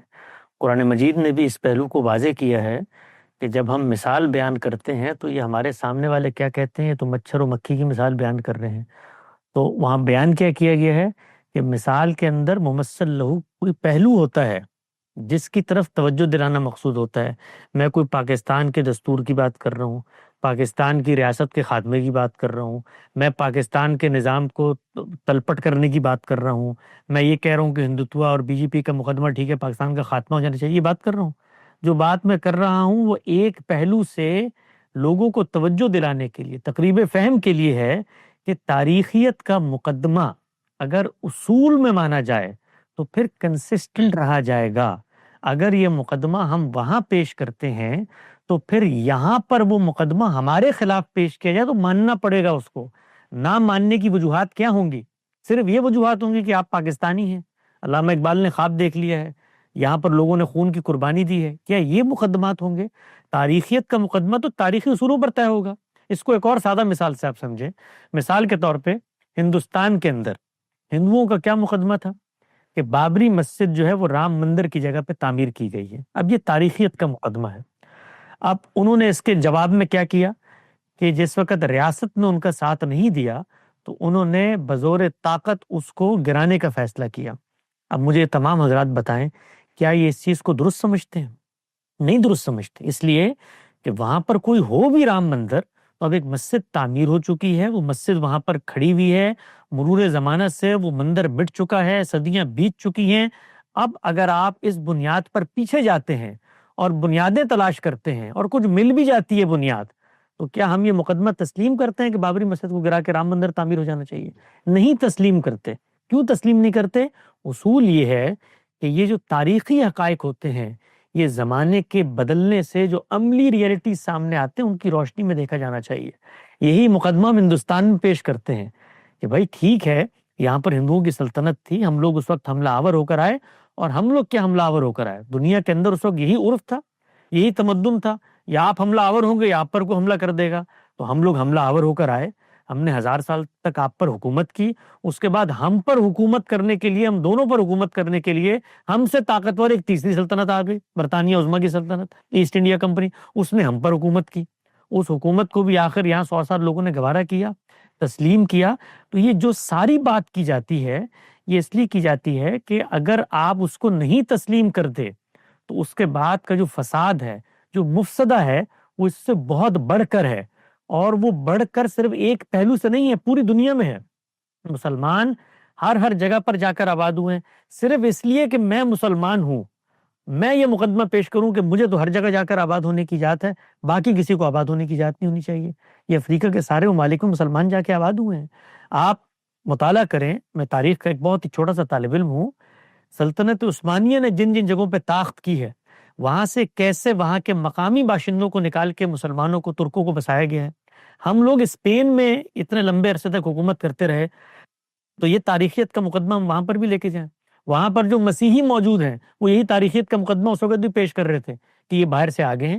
تو اس سب میں جو باتیں کہی جاتی ہیں یہ اس پہلو سے ہے ہی نہیں کہ ہم نعوذ باللہ کو پاکستان کے مخالف ہیں، پاکستان کے خلاف ہرزہ سرائی کر رہے ہیں. ہم بتانا یہ چاہتے ہیں کہ اس مقدمے کی بنیاد پر اگر ہم آج کھڑے ہوں گے تو خود ہماری جو مملکت ہے اس کا دفاع مشکل ہو جائے گا. اس کا دفاع علم اور استدلال کی سطح پہ ہم کریں گے تو کانٹرڈکشن پیدا ہوگا. یہ پہلی بات ہے. دوسری چیز جو آپ نے بیان کی کہ بھائی انٹرنیشنل لا اور بین الاقوامی قانون اور اس کی روح سے اسرائیل کی جو سرحدیں ہیں، کسی ایک مقام پر آج تک کبھی ہم نے اسرائیل کی سرحدوں کے بارے میں یہ تبصرہ کیا ہے کہ وہ سرحدیں انٹرنیشنل لا کے مطابق ہیں، یا وہ سرحدیں جو ہیں وہ جو تقسیم اقوام متحدہ نے کی تھی 1947 میں اعلان کر کے 1948 میں جس وقت انہوں نے اپنا ڈکلیریشن دیا ریاست کا، اور پھر 1949 میں اقوام متحدہ نے ان کو تسلیم کیا، جو سرحدیں اس وقت متعین تھیں، اسرائیل ان سرحدوں کے اندر بیٹھے. اس پہ تم نے گفتگو ہی نہیں کی. اس پر نہ ہم نے گفتگو نہیں کی، کبھی انٹرنیشنل لا کو زیر بحث نہیں لے کر آئے. ہم تو ان اصولی فکری مقدمات کو زیر بحث لے کر آ رہے ہیں، اور ساتھ ساتھ یہ بتا رہے ہیں کہ ان معاملات میں جو عملی نظائر تھے، عملی حقیقتیں تھیں، ہم نے انہیں بھی تسلیم نہیں کیا.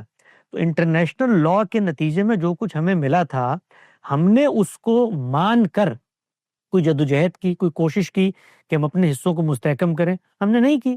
تو اس کا ایک نتیجہ ہے جو ہمیں بھگتنا پڑا. 4 جنگیں ہوئی ہیں، ان جنگوں کے محرکات کیا تھے، اسرائیل نے وہاں کیا ظلم کیا، 47 سے لے کے 49 تک سول وار ہوئی، نقبہ ہوا، اس کے بعد 56 میں سوئس کینال کا یہ ہوا، اور 73 میں یہ ہوا، 67 میں یہ ہوا. یہ جو کچھ ہوا، اس جو کچھ ہونے کے بعد اس سلطنت کو فائدہ ہوا اور ہمیں نقصان ہوا. یہ مقدمہ ہے جو ہم پیش کر رہے ہیں. اور اس مقدمے میں جب یہ کہا جاتا ہے کہ اسرائیل تو آج انٹرنیشنل لا کے لحاظ سے غاصب ہے، اور یہ لوگ بھی بیک زبان یہ کہیں، تو یہ بات بھی کانٹرڈکشن پہ مبنی ہوتی ہے. اس لیے کہ اگر آپ کسی ایک جگہ پر کسی ایک قانون کو پوائنٹ آف ریفرنس بناتے ہیں تو پھر آپ کو کنسسٹنسی کے ساتھ اپنے پورے موقف میں اس کو اپنانا چاہیے. اقوام متحدہ یا انٹرنیشنل لا، یہ جو صدیوں کے تامل سے اور انٹرنیشنل جو معاہدات ہوتے ہیں ان کی روشنی میں کرتے کرتے دوسری جنگ عظیم، یونائٹڈ نیشن، عالمی قوتوں کا انضمام، اور انہوں نے جو چیزیں بنائی ہیں اس میں بھی کچھ چیزیں طے تھی کہ ہم ان کے مطابق کام کر رہے ہیں. یعنی 1945 کے اسی لا کے مطابق کوئی سوورن نیشن ہو تو اس پہ حملہ نہیں کیا جا سکتا، کہ ہم اس کو مانتے ہیں. اس کے بعد جب ہم حملہ کرتے ہیں، کرنے کے بعد جو طے شدہ مسلمہ اصول ہیں دنیا بھر کے کہ آپ نے نان کمبیٹنٹس کے خلاف اقدام نہیں کرنا، آپ نے اس طرح سے قیدی یرغمالی بنا کر نہیں لانے. پھر جو پورا کا پورا محرک ہے اس وقت بحث کا، یہ 7 اکتوبر کا حملہ، وہ تو جو 49 کے اندر اسرائیل کی ٹیریٹریز ہیں جس کو یونائٹڈ نیشن نے بھی مانا ہے، وہ تو ان کے اندر جا کر کیا ہے حماس نے. تو کیا کبھی آپ کی زبان سے جو ہم سے مطالبہ کیا جاتا ہے کہ آپ وہ جذباتی تقریریں کریں جس سے مسلمان مزید ولولہ پیدا کر کے لڑنے کی طرف چلے جائیں، کیا آپ نے کبھی آگے بڑھ کر یہ کہا ہے کہ انٹرنیشنل لا نے جو سرحدیں متعین کر دی تھیں، ان سرحدوں کی وائلیشن میں جہاں جہاں مسلمانوں نے کوئی تعدی کی ہے اس کی ہم مذمت کرتے ہیں؟ آپ نے کبھی یہ کہا ہے کہ حماس کا وہاں پر جو حملہ تھا وہ انٹرنیشنل لا کے لحاظ سے کیسا تھا، اس میں سویلینز کو مارنا کیسا تھا، یرغمال بنانا کیسا تھا، جس حصے پہ حملہ کیا گیا کیا یہ حصہ وہ حصہ تھا جو اسرائیل نے سرحدیں بڑھا کے 67 کے اندر آگے بڑھ؟ تو یہ ساری چیزوں کے اوپر جب گفتگو کی جاتی ہے تو بیان کرنا تو تاریخ اور انسائکلوپیڈیا نہیں ہوتا. مراد یہ ہوتی ہے کہ خود ہمارے قول و فعل میں کنٹرڈکشنز ہیں. اور آخری بات میں آپ کے سوال کے جواب میں عرض کرتا ہوں کہ یہ تو وہ کنٹرڈکشن ہے جو ظاہر میں نظر آ رہی ہوتی ہیں. اسی پوائنٹ آف ریفرنس کو پیش کرتے ہوئے مسلمان دنیا کے بارے میں جو ورلڈ ویو رکھتے ہیں، اس ورلڈ ویو میں انٹرنیشنل لا جیسی کوئی چیز تسلیم کی جاتی ہے؟ یعنی ہمارا فکر، ہمارا علم اس بات پر متفق ہے کہ دنیا میں مسلح جدوجہد اور جہاد اور قتال جس غایت اور علت پر ہوگا وہ کیا ہے؟ شوکت کفر کا خاتمہ اور اعلاء کلمت اللہ. یہ انٹرنیشنل لا کے تحت ہم بیان کرتے ہیں کہ انٹرنیشنل فقہ حنفی کا تو یہ موقف نہیں ہے نا، جی یہ تو فقہ حنفی کا موقف نہیں ہے نا، یہ مطلب فقہ حنفی شافعی کا، یا یہ فقہ حنفی کا پولیٹیکل. موقف ہے. فقہ حنفی کا موقف ہے. فقہ حنفی کا موقف جو لوگ اپنے لحاظ سے بیان کرتے ہیں کہ یہ تو اصل میں محاربے کی سزا ہے اور جنگ مسلط کرنے کی سزا ہے جہاد، یہ آپ اگر فقہ حنفی کی کلاسیکل کتابیں پڑھیں، مبسوط اٹھائیں، سیر کبیر اٹھائیں، ہدایہ اٹھائیں اور ان میں جا کر دیکھ لیں اعلاء کلمت اللہ اور شوکت کفر کا خاتمہ. یہ حنفی موقف میں آپ کے سامنے بیان کر رہا ہوں. نہیں، ڈاکٹر زیادہ تر محمد عبارتوں میں صاحب کی جہاد پہ جو کتاب ہے اس میں انہوں نے بہت تفصیل سے بحث کی ہے، اور انہوں نے یہ بتایا کہ جو باقی فقہی مکاتب ہے ان کے ہاں تو اس طرح ہے، لیکن فقہ حنفی میں علت قتال جو ہے نا محاربہ ہے. یہ بالکل اگر غلط کوئی بات ہے.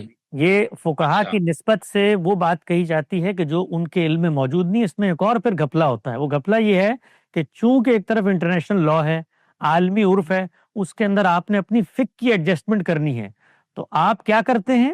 آپ یہ کرتے ہیں کہ جو استثناءات ان کتابوں میں بیان ہوئے ہیں، اس پر ہم نے الگ سے تحریریں لکھی ہیں، کام کیا ہے. جو ان کی کتابوں میں ایسی عبارتیں ہیں جو استثناءات پہ مبنی ہیں کہ اس صورتحال میں کہ جب محاربہ ہے تب ہم کریں گے یا نہیں کریں گے، مصلحت کی بحثیں، اس کو اٹھا کر اصل علت بنا دیا جاتا ہے. ورنہ ہماری کتب کے اندر یہ بات لکھی بھی موجود ہے کہ اعلاء کلمت اللہ اور شوکت کفر کا خاتمہ، اس کو ابتدا سے لے کے شاہ ولی اللہ تک پڑھ لیں آپ، ہر جگہ پر آپ کو کنسسٹنسی کے ساتھ یہ موقف ملے گا. تو جس انٹرنیشنل لا کی ہم بات کرتے ہیں کہ ہم مسلمان اپنی ٹیریٹریز کو اس کے مطابق کرنے پہ تیار ہیں، پھر ہم جس بڑی جنگ کے منتظر ہیں جس میں سیدنا مسیح آئیں گے اور یہ سب کا خاتمہ کر دیں گے اور پھر ہمیں غلبہ نصیب، وہ انٹرنیشنل لا کے تحت آئیں گے. تو بھائی آپ کے تصورات ہیں، مذہبی تصورات ہیں، ان مذہبی تصورات کو ڈر کے، خوف سے اور اس طریقے سے کبھی اس کو محاربے کے تحت بیان مت کریں. آپ کہیں کہ یہ دنیا میں طاقت کا کھیل ہے. بھائی اس طاقت کے کھیل میں یہ انٹرنیشنل لا بنا ہوا ہے. وہ انٹرنیشنل لا بھی کہاں پر روبہ عمل ہوتا ہے؟ جن کے پاس طاقت ہوتی ہے. کیا انٹرنیشنل جو کورٹ آف جسٹس ہے، انہوں نے اسرائیل کے وزیر اعظم کو اس وقت کرمنل نہیں قرار دیا؟ کیا وہ پکڑا گیا؟ تو یہ جن لوگوں نے قانون بنایا ہے، جو اس کے پاسدار بنتے ہیں، انہوں نے کبھی اس کی محافظت کی ہے؟ یعنی اس وقت دنیا کے اندر 700 کے قریب امریکہ کے پوری دنیا میں اڈے ہیں، کوئی انٹرنیشنل لا کے مطابق ہیں. تو یہ طاقت کا کھیل ہے. یہ نقطہ نظر جس کو ہم بیان کرنے کی بطور طالب علم کوشش کرتے ہیں کہ دوسری جنگ عظیم کے فاتحین نے ایک نیا ورلڈ آرڈر بنایا ہے.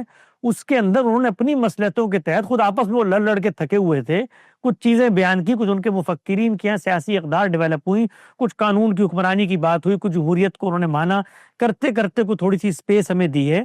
اس اسپیس میں ہم نے اپنی تعمیر اور ترقی کا کام کرنا ہے. وہاں پر آئیڈیلزم کی بنیاد پہ مطالبات پیش کرنا. تو آئیڈیلزم کی بنیاد پہ اگر ہم کہیں کہ انٹرنیشنل لا کے تحت اسرائیل کو ان سرحدوں میں واپس جانا چاہیے جو 1949 کا ہے، تو پھر پہلے تاریخیت کا مقدمہ واپس لیں. پھر آپ کہیں کہ انٹرنیشنل لا کو ہم مانتے ہیں، عالمی عرف نے فیصلہ کیا ہے، چلیں جی آج سے اس کا وجود تسلیم ہے، اس کو بھی تسلیم نہیں کرتے. اچھا وہ واپس چلا جائے، مثال کے طور پہ واپس چلا جائے، تو واپس جانے کے لیے جو جنگیں ہوئی ہیں اس میں پھر آپ یہ مقدمہ دیکھیں، صرف ہمارے لوگ نہیں مرے اس میں، اسرائیل کے بھی 25-30 ہزار لوگ ہم نے مارے ہیں. تو ان جنگوں کے اندر جو خونی نقصان ہوا ہے اس کا ازالہ، پھر وہ سرحدیں آپ کو خالی کر کے وہ دے دیں، تو وہ دینے کے بعد ان کے تحفظ کی کیا گارنٹی ہے؟ تو یہ 10 چیزیں ہیں جو میرے آپ کی خواہشات پہ ہوتی ہیں. ہم کمروں میں بیٹھ کے ان خواہشات کا اظہار کر دیتے ہیں، واپس چلا. بھائی دنیا میں طاقت ہوتی ہے جس سے کوئی واپس جاتا ہے، جس سے کوئی آگے آتا ہے.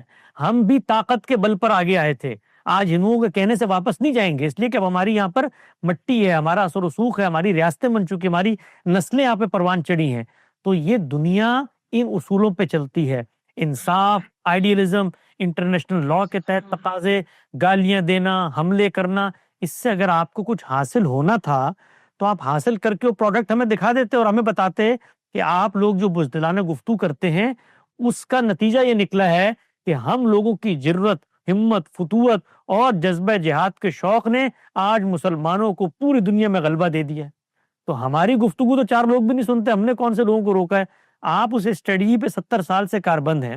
ملکوں نے مل کے جنگیں کی. اس وقت تو حماس ایک مسلح گروہ ہے، تنظیم ہے، ملکوں نے جنگیں کی، کیا کوئی اس کا نتیجہ نکلا؟ صحیح. یہ درد دل ہے جو مسلمان کی حیثیت سے روتے ہوئے اپنے دلوں میں خون کے آنسو ہم پیش کرتے ہیں کہ ہماری نسلوں کی بقا کا مسئلہ ہے.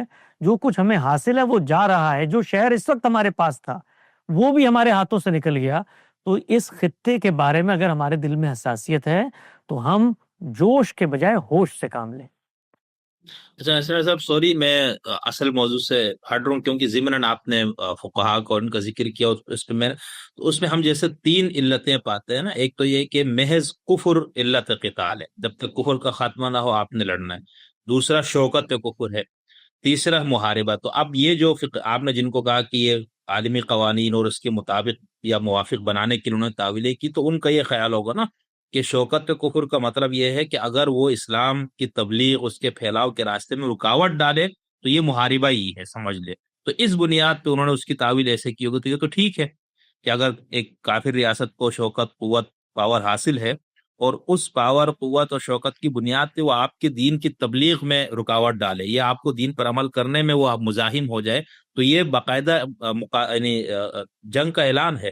تو اس بنیاد پہ وہ کہہ رہے ہوں گے نا کہ بھائی اصل جو علت قتال فقہ حنفی میں ہے وہ شوکت کو محض شوکت کفر نہیں ہے، محض کفر نہیں ہے، بلکہ محاربہ ہے. تو یہ ایسا آپ نہیں اس ہے. کو درست نہیں ہماری سمجھ فقہ رہے. جو ہے، ہماری فقہ ان دونوں چیزوں کو الگ الگ بیان کرتی ہے. جس وقت وہ دارالاسلام اور دارالحرب کی تقسیم کرتی ہے تو وہ یہ بتاتی ہے کہ وہ جگہ جہاں پر آپ کو اجازت نہیں ہے اس طرح سے اپنے اسلام کی دعوت کی، وہ دارالحرب ہے. وہاں پر شوکت کفر کی بحث نہیں کرتے، وہ اس کو دارالحرب سے بیان کرتے ہیں. شوکت کفر کی بحث وہ الگ سے کرتے ہیں. آپ ان کتابوں کو نکال کے اگر اس کو موضوع بنانا چاہتے ہیں تو اس موضوع پر جو موقف حنفی فقہ کا ہے، جو ہمارے روایتی علماء کا ہے، اس کو ٹو دا پوائنٹ پیش کیا جا سکتا ہے. یہ جو تعویل پیش کی جاتی ہے اس کو فقہ حنفی قبول نہیں کرتی. اور جو آپ نے بات بتائی ہے وہ فقہ دارالکفر اور دارالاسلام کی تقسیم میں بیان کرتی ہے. وہ وہاں پر زیر بحث آتا ہے کہ وہ سلطنتیں جہاں پر مسلمانوں کو ان چیزوں پر عمل درآمد کی اجازت نہ ہو، وہ دارالحرب کی کیٹیگری میں جاتا ہے. اور یہ چیزیں ہی شوکت کفر کی کیٹیگری میں آتی ہیں. یہ دو بالکل الگ الگ چیزیں ہیں.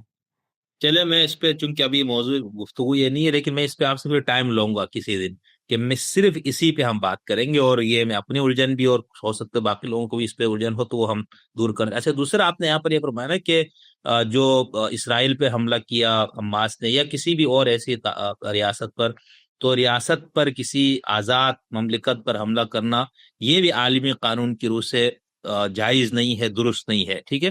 تو اس پہ ڈاکٹر مشتاق صاحب نے اپنی گفتگو میں جو تبصرہ کیا تو اس میں ان کا یہ کہنا ہے کہ بین الاقوامی قانون میں یہ بھی ہے کہ قبضہ حالت جنگ ہے، قابض طاقت کے خلاف مزاحمت مقبوضہ علاقے لوگوں کا حق ہے.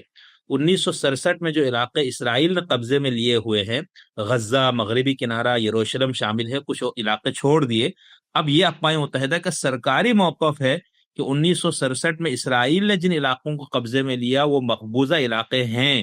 اقوام متحدہ کے ریکارڈ میں اس کا ٹائٹل ہی مقبوضہ علاقوں کا ہے، یعنی مقبوضہ فلسطینی علاقہ. بین الاقوامی عدالت انصاف 2003 کا مشہور فیصلہ بھی ہے جس میں اسرائیل کو قابض کہا گیا. تو وہ کہتے ہیں جو ریاست کی جو ڈیفینیشن ہے اس کے مطابق تو اسرائیل ریاست ہی نہیں ہے، اور چونکہ وہ اس طرح کے نہیں ہے تو پھر قابض ہے، اور جب تک وہ قابض ہے تو اس کے اوپر حملے کرنا جائز ہے. تو اس کو آپ کیا کہیں گے؟ جی یہاں پر دیکھیے ایک گھپلا کیا جاتا ہے. وہ گھپلا کیا ہے کہ انٹرنیشنل قانون کے تحت کسی ریاست کی جو حدود بندی کی گئی تھی اس سے وہ آگے بڑھی ہے، تو وہ جو بڑھنے والے علاقے ہیں وہ قبضے کے علاقے ہیں، ان علاقوں میں وہ قابض ہے. کیا یہ مقدمہ اس طرح پیش کیا جاتا ہے؟ اسرائیل غاصب اور قابض ہے، یہ مقدمہ تو اس خطے کے اوپر پیش کیا جاتا ہے کہ ان کو یہاں پر یہودیوں کو لا کر آباد کیا گیا، یہ کیا گیا، یہ کیا گیا، اور کرتے کرتے ہمارا جو تیسرا حرم تھا اس کے اوپر، اس کے گرد و پیش میں اس کا قبضہ ہو گیا، ہم نے وہ چھڑانا ہے. آپ بات کیا کر رہے ہیں؟ پہلے پھر آپ یہ تسلیم کریں کہ 1949 میں اقوام متحدہ نے جو لائن طے کی ہے سرحد کی، ہم اس کو تسلیم کرتے ہیں. تسلیم کرتے ہیں، کرنے کے بعد ہم یہ کہتے ہیں کہ یہ جو دوسرے علاقے ہیں جو اس عمل درآمد سے باہر ہیں، جو کہ 67 میں اس نے حاصل کیے، ان علاقوں کے بارے میں ہم یہ کہتے ہیں، اور اقوام متحدہ بھی یہ کہتی ہے کہ یہ آکوپائڈ ٹیریٹریز ہیں، یہاں پر ہم قانون کی سطح پر یہ نہیں مانیں گے کہ اس کو یہاں پر حکومت کا حق ہے. کیا مقدمہ یہ ہے؟ پہلے مقدمہ تو سمجھائیں کیا ہے. یعنی مقدمہ اٹھایا یہاں سے جاتا ہے اور جواب میں کہا جاتا ہے چونکہ اسرائیل اب اقوام متحدہ کی روح سے قابض ہو گیا ہے لہذا اس پر حملہ کرنے کی اور مسلح جدوجہد کا حق ہے. کیا پورے اسرائیل پہ حملہ کرنے کا حق ہے؟ کیا پورے اسرائیل کی وہ ٹیریٹریز کو اقوام متحدہ نے طے کیا ہے آپ اس کو تسلیم کرتے ہیں، یا آپ کا مقدمہ ان متنازع علاقوں کے بارے میں؟ اگر متنازع علاقوں کے بارے میں ہے تو جنگ آپ ان جگہوں پر کریں گے جس کو انٹرنیشنل لا نے بارڈر تسلیم کر لیا ہے. یہ بات کی جاتی ہے نا کہ جس اسرائیل کی بات کی جا رہی ہے اس کی سرحدات کیا ہیں؟ بھئی سرحدات جو جی جو سرحدات 1939 میں طے کر دی گئی ہیں، اگر آپ ان سرحدات کو مانتے ہیں تو پھر آگے بڑھ کے پہلا جملہ تو یہ کہیے نا کہ ان سرحدات کی خلاف ورزی خود انٹرنیشنل لا کی روح سے اگر ہم کرتے ہیں تو یہ بھی خلاف قانون ہے، یہ کہتے ہیں ہم. اور پھر آگے بڑھ کے یہ جو پورا کا پورا قضیہ شروع ہوا ہے، یہ 7 اکتوبر کا حملہ، یہ کیا ان قابض علاقوں کو واگزار کرانے کے لیے ہوا ہے؟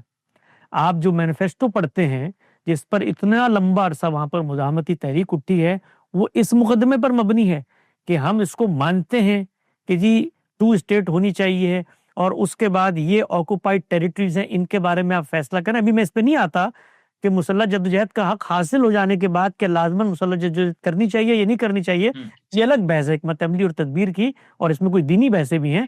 لیکن 1 منٹ کے لیے خالص قانون اور اصول کی بنیاد پہ آ جائیں تو اگر آپ انٹرنیشنل لا کو پوائنٹ آف ریفرنس بنا رہے ہیں تو پھر آپ پہلے جملے میں کہیں نا کہ بھائی جو سرحدیں طے کی گئی تھی ان کو ہم تسلیم کرتے ہیں. کیا اس وقت تو سرحدیں طے ہی نہیں ہے نا، وہ یہی تو کہہ رہے ہیں. نہیں جو سرحدیں اقوام متحدہ نے طے کی ہیں وہ تو طے ہے نا، انہوں نے آگے بڑھا دی نا. نہیں ڈاکٹر صاحب یہ کہہ رہے ہیں کہ اب آئیے 1948 کی طرف، جس معاہدے کی روح سے اسرائیلی ریاست وجود میں آئی ہے. 1948 میں اقوام متحدہ کی جنرل اسمبلی نے ریزولوشن کی منظور کی جس کے تحت یہ علاقہ تقسیم کیا گیا اور کچھ عربوں کو دیا گیا، کچھ یہودیوں کو. سوال یہ ہے کہ جی کیا تقسیم کیا گیا؟ جی اچھا پورا یہ اقتباس میں آپ کو بتا دیتا ہوں. سوال یہ ہے کہ یہودی یہاں کب سے آئے؟ 1917 میں برطانیہ نے جو بالفور ڈکلیریشن جاری کیا اس کے بعد سے یہاں یہودیوں کو آباد کرنا شروع کیا. پھر انہوں نے مردم شماری سے بتایا کہ 1948 میں کتنے تھے، 1917 میں کتنے تھے. تو کہتے ہیں برطانیہ نے کس قانون کے تحت اس علاقے کا کنٹرول حاصل کیا تھا؟ وہ بھی غاصبانہ تھا. چلو یورپی بین الاقوامی قانون کی روح سے ان کے لیے جائز تھا کیونکہ ابھی معاہدہ پیرس نہیں ہوا تھا. تو وہ کہہ رہے یہ تو جو 1917 سے ہی آپ اس کی بنیاد اٹھا لے تو وہ اس طرح کا کوئی بنتا نہیں ہے. تو پھر آپ انٹرنیشنل لا کی کیوں بات کر رہے ہیں؟ پھر آپ برطانیہ پہ بات کریں، پھر ان طاقتور قوتوں پہ بات کریں جنہوں نے دنیا کے اندر آ کے اس طریقے سے ناانصافی کی بنیاد پر یہ سارے معاملات کیے. پھر انٹرنیشنل لا کو کہاں سے لے کر آ جاتے ہیں بیچ میں کہ یہ انٹرنیشنل لا کے تحت اقوام متحدہ کے تحت وہاں پر جو لوگ موجود ہیں ان کی وہ بھی تسلیم کرتے ہیں کہ اسرائیل کی جو سرحد ہم نے طے کی تھی اس سے باہر آکوپائڈ ٹیریٹریز ہیں. تو پھر آپ تو یہ مقدمہ لے کر آئے نا کہ بھئی 1917 کے اندر جو یہودی یہاں پر آئے تھے ان کو تو 5% زمین ملنی چاہیے تھی، برطانیہ عظمیٰ نے یہ خلاف قانون کام کیا. خلاف قانون ہوگا، قانون کے ماہرین یہ جانتے ہیں اگر فیصلہ ہو جائے وہ خلاف قانون و عمل نافذ ہوتا ہے کہ نہیں ہوتا؟ آپ کے نزدیک خلاف قانون ہے نا، انہوں نے تو نافذ کر دیا اس کو، آپ اس کو تسلیم نہیں کر رہے. تو پھر اس کا مطلب یہ ہے کہ آپ انٹرنیشنل لا کو پوائنٹ آف ریفرنس نہیں بنا سکتے. وہ انٹرنیشنل لا تو اس ٹیریٹری کی سوورینٹی کو تسلیم کر رہا ہے، دنیا کے 165 ممالک تسلیم کر رہے ہیں. اس کی وہ سرحدات جو ان لوگوں نے طے کی تھی 49 میں وہ بھی متعین ہے، تو پھر ان کو تو تسلیم کریں. اور پھر اس سے آگے بڑھ کے جو میں نے ایک طالبانہ سوال پیش کیا ہے کہ جس وقت آپ اس کے ساتھ ان علاقوں میں مخاصمت کے طور پہ اتر آتے ہیں اور مسلح جدوجہد جس کا آپ کے مطابق آپ کو قانونی حق حاصل ہے، وہ حق ان ٹیریٹریز میں ہے یا پورے ملک میں جس کو طے کر دیا گیا ہے؟ حماس نے اس وقت جو حملہ کیا ہے کیا یہ ان ٹیریٹریز میں تھا کہ جن ٹیریٹریز کو وہاں سے بڑھایا گیا؟ ابھی میں اس پہ بالکل بات نہیں کر رہا کہ کرنے والوں کو اس کا حق تھا، دینی لحاظ سے حق تھا، اس کا فائدہ ہوا، نقصان ہوا. خالص ادنا طالب علم کی حیثیت سے، میں کوئی ماہر بین الاقوامی قانون نہیں ہوں، میں کوئی وکیل نہیں ہوں، ایک چھوٹا سا طالب علم ہوں جو استدلال کی بنیاد پہ چیزوں کو سمجھتا ہوں، استدلال کی بنیاد پہ قبول کرتا ہوں، استدلال کی بنیاد پہ طالبانہ سوالات اٹھاتا ہوں. تو اگر آپ کسی انٹرنیشنل لا کو ریفر کر رہے ہیں تو اس نے اگر کوئی ٹیریٹری سیٹ کر دی تھی نا انصافی پر مبنی تھی، آپ ان کو مانتے ہیں؟ اگر آپ ان کو مانتے ہیں تو پھر یہ بحث ختم ہو گئی تاریخیت کی، یہ بحث ختم ہو گئی کہ اسرائیل ناجائز اولاد ہے اور وہاں پر لا کر بسا دیا گیا، یہ بحث ختم ہو گئی. آپ اپنے طور پہ بات کرتے ہیں کہ برطانیہ کے فیصلے، وہ تو ہم بھی کرتے ہیں، یعنی ہم جو یہاں پر مثال کے طور پہ ریڈ کلف نے تقسیم کی ہے اس کے بارے میں گفتگو نہیں کرتے کہ ناانصافی میں مبنی تھی. بھائی یہ دیکھو پنجاب کی کیسے تقسیم ہو گئی, ایک قوم کو بانٹ دیا گیا, کشمیر کی دیکھو کیسے تقسیم ہو گئی. تو اس پر تو آپ گفتگو کریں, بات چیت کریں, لیکن اس کے نتیجے میں کیا ہم بھارت کو غاصب کہتے ہیں؟ آپ تو آگے بڑھ کے کہتے ہیں کہ اس کے نتیجے میں اسرائیل غاصب ہو گیا. کیوں؟ کیونکہ جی اس نے ان سرحدات کی پاسداری نہیں کی. اور پھر اس سے آگے بڑھ کے ایک اور معصومانہ سا سوال ہم اٹھاتے ہیں کہ جس وقت اسرائیل کے ساتھ جنگیں کی گئی, جو مسلمان ممالک نے مسلح جنگیں کی ہیں, وہ جنگیں 48 کے اندر لے لیں, 56 کے اندر لے لیں, 67 کے اندر لے لیں, 73 کے اندر لے لیں, وہ ان علاقوں کو واگزار کرانے کی جنگیں تھیں. وہ تو ان جنگوں کے نتیجے میں اسرائیل نے اپنی سرحدوں کی توسیع بھی کی. تو سوال یہ ہے کہ کیا ہم اپنے اوپر غور و فکر کے لیے تیار ہیں کہ ہم ایک سلطنت کو اصل میں اس کے وجود کو نہیں مانتے تھے, اس کے وجود کو ہم نے تسلیم کرنے سے انکار کیا, وجود کے خاتمے کے لیے جنگیں کی, ان جنگوں کے نتیجے میں اس کی ٹیریٹری توسیع ہو گئی, بڑی ہو گئی. تو اب ہم کیا کر رہے ہیں؟ اب ہم انٹرنیشنل لا لے کر آ رہے ہیں اور کہہ رہے ہیں اس کے مطابق ان کو واپس کرو. تو کس انٹرنیشنل لا کے تحت آپ نے جنگیں کی تھی؟ یہ بالکل وہی مقدمہ ہے جو خود یہود کے بارے میں قرآن مجید بیان کرتا ہے کہ یہ ناحق جنگیں شروع کرتے ہیں اور پھر اس کے بعد کہتے ہیں کہ شریعت کے مطابق تو غلام بنانے کی اجازت ہے, اس لیے ہم غلام بنا لیں گے. تو یہ جو توسیع ہوئی ہے جس کو آپ آکوپائڈ ٹیریٹریز کہتے ہیں, انٹرنیشنل لا بھی اس کو مانتا ہوگا. ان ٹیریٹریز کے بارے میں آپ کا مقدمہ ہے یا پورے اسرائیل کے بارے میں؟ پہلے اس کو واضح کریں. اور اگر آپ پورے اسرائیل کو تسلیم کرتے ہیں انٹرنیشنل لا کے تحت, اس تقسیم کو ناانصافی میں مبنی لیکن عملاً نافذ العمل سمجھتے ہیں, تو پھر اپنا مقدمہ اسی ٹیریٹری تک رکھیں اور یہ بھی جانیں کہ ہم لوگوں نے جب حملہ کیا اس کے نتیجے میں یہ ٹیریٹری ان کو حاصل ہو گئی. اور یہ کہاں حاصل نہیں ہوتی بھی دنیا میں؟ ناانصافی کی بنیاد پہ ہوگی. مثال کے طور پہ جس وقت تقسیم ہوئی ہے بر صغیر کی, تو یہ جو خطہ اس وقت ہمارے پاس ہے آزاد کشمیر کا, یہ اس تقسیم کے مطابق جو مثال کے طور پہ لا طے ہوا تھا اور ڈومینین اسٹیٹ کا فیصلہ کیا برطانوی پارلیمنٹ نے, اور انہوں نے اس کو تقسیم کیا, ہم نے اس کو نہیں مانا. ہم نے 1948 میں حملہ کر کے 1/3 کشمیر واگزار کرا لیا اور وہ کشمیر ہمارے پاس ہے آج تک. دنیا اس کو بھی آکوپائڈ ٹیریٹری کہتی ہے, عملاً ہم وہاں پر حکومت کر رہے ہیں. تو ہمارے پاس طاقت ہے, ہم نے وہاں پر حکومت قائم کر لی, ہم ایٹمی قوت بن گئے. آپ کے پاس طاقت ہے تو وہ اسرائیل سے حصے چھڑانے, کس نے منع کیا آپ کو چھڑانے کے لیے؟ اس کے بعد انٹرنیشنل لا ہو, ان کے ساتھ جا کر ماتھا پیٹیں, جو کرنا کریں. تو یہ ساری چیزیں جو قانون کی بحثیں کی جاتی ہیں آپ کمرے میں بیٹھ کے کریں, لیکن اس کی بنیاد پر مسلمانوں کو غیرت دلانا کہ اسرائیل غاصب ہے, مملکت کا خاتمہ ہو جائے, جو مسلح گروہ وہاں پر کھڑا ہوا ہے اس کا مقدمہ یہ نہیں ہے. حماس کا آپ مینیفیسٹو پڑھیں, وہ اس ریاست کے وجود کو تسلیم نہیں کرتا. تو آپ ان کے منہ میں اپنی بات ڈال کر کہ یہ انٹرنیشنل لا کے تحت 67 کی سرحدوں پر واپس چلے جائیں, اس لیے مسلح جدوجہد ہو رہی ہے. یہ سب چیزیں گھپلوں پہ مبنی ہیں. اس کے اندر آپ لیکن اس پہ تو ڈاکٹر مشتاق صاحب نے یہ کہا نا کہ پہلی جنگ عظیم کے بعد برطانیہ اور فرانس وغیرہ نے جو علاقے کنٹرول میں لیے, اس کو انہوں نے مینڈیٹ کا نام دیا کہ یہ ہمارے پاس امانت ہے, یہاں کے لوگوں کو ہم سیلف رول یعنی خود حکمت کیسے کرے کا اہل بنائیں گے. 1917 سے 1947 تک یہ علاقہ برطانیہ کے پاس بطور امانت رہا. برطانیہ جس طرح ہندوستان سے بھاگ نکلا, فلسطین سے بھی بھاگ نکلا. اب جنرل اسمبلی کے ریزولوشن کے تحت کچھ علاقہ عربوں کو اور کچھ یہودیوں کو دیا گیا. وہ کہتے ہیں یہ کوئی ریاست بین الاقوامی قانون کے مطابق تو اس طرح سے ریاست نہیں ہے نا, یہ تو بطور ایک امانت وہ تھا اور اس کو ایک کیا کہنا چاہیے, ایک قرارداد کے ذریعے دیا گیا. اس کو کوئی قانونی وہ تو نہیں ہے, شرعیت حاصل نہیں ہے اس کو کوئی. تو بھائی پھر مقدمہ یہ پیش کرے نا, پھر اسرائیل کی ان سرحدوں کو یونائٹڈ نیشن کی ریزولوشن کی روشنی میں کیوں پیش کرتے ہیں کہ ان کے نزدیک بھی وہ غاصب ہیں؟ یعنی پہلا مقدمہ یونائٹڈ نیشن کا نہیں ماننا, دوسرا مقدمہ ماننا ہے.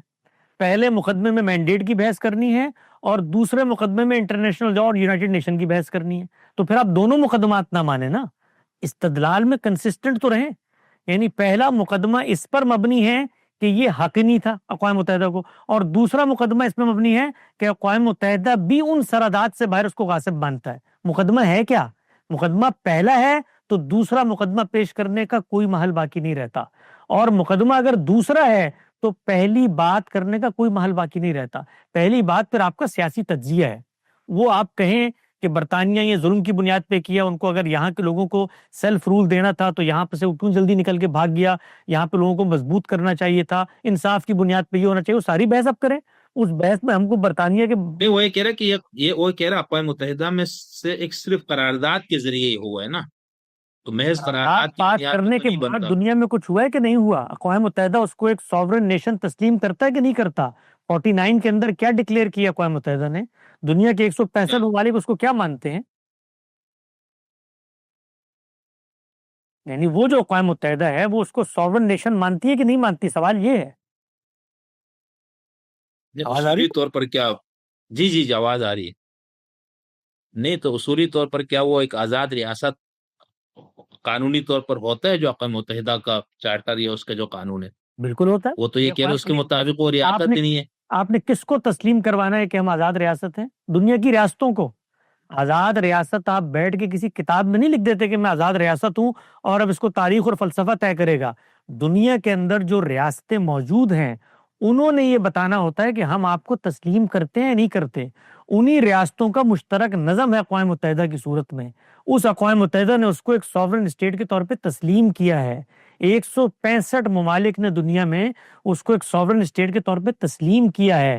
آپ یہ کہیں بھائی اس مقدمے کو پیش تو اس طرح سے کریں جو حقیقت میں مبنی ہو کہ مینڈیٹ کا علاقہ تھا، برطانیہ کو حق نہیں تھا، یونائٹڈ نیشن نے ظلم کیا، تقسیم غلط ہوئی، علاقہ ایسا تھا، یہاں پر لوگوں کو آباد کیا گیا، پوری بحث کریں۔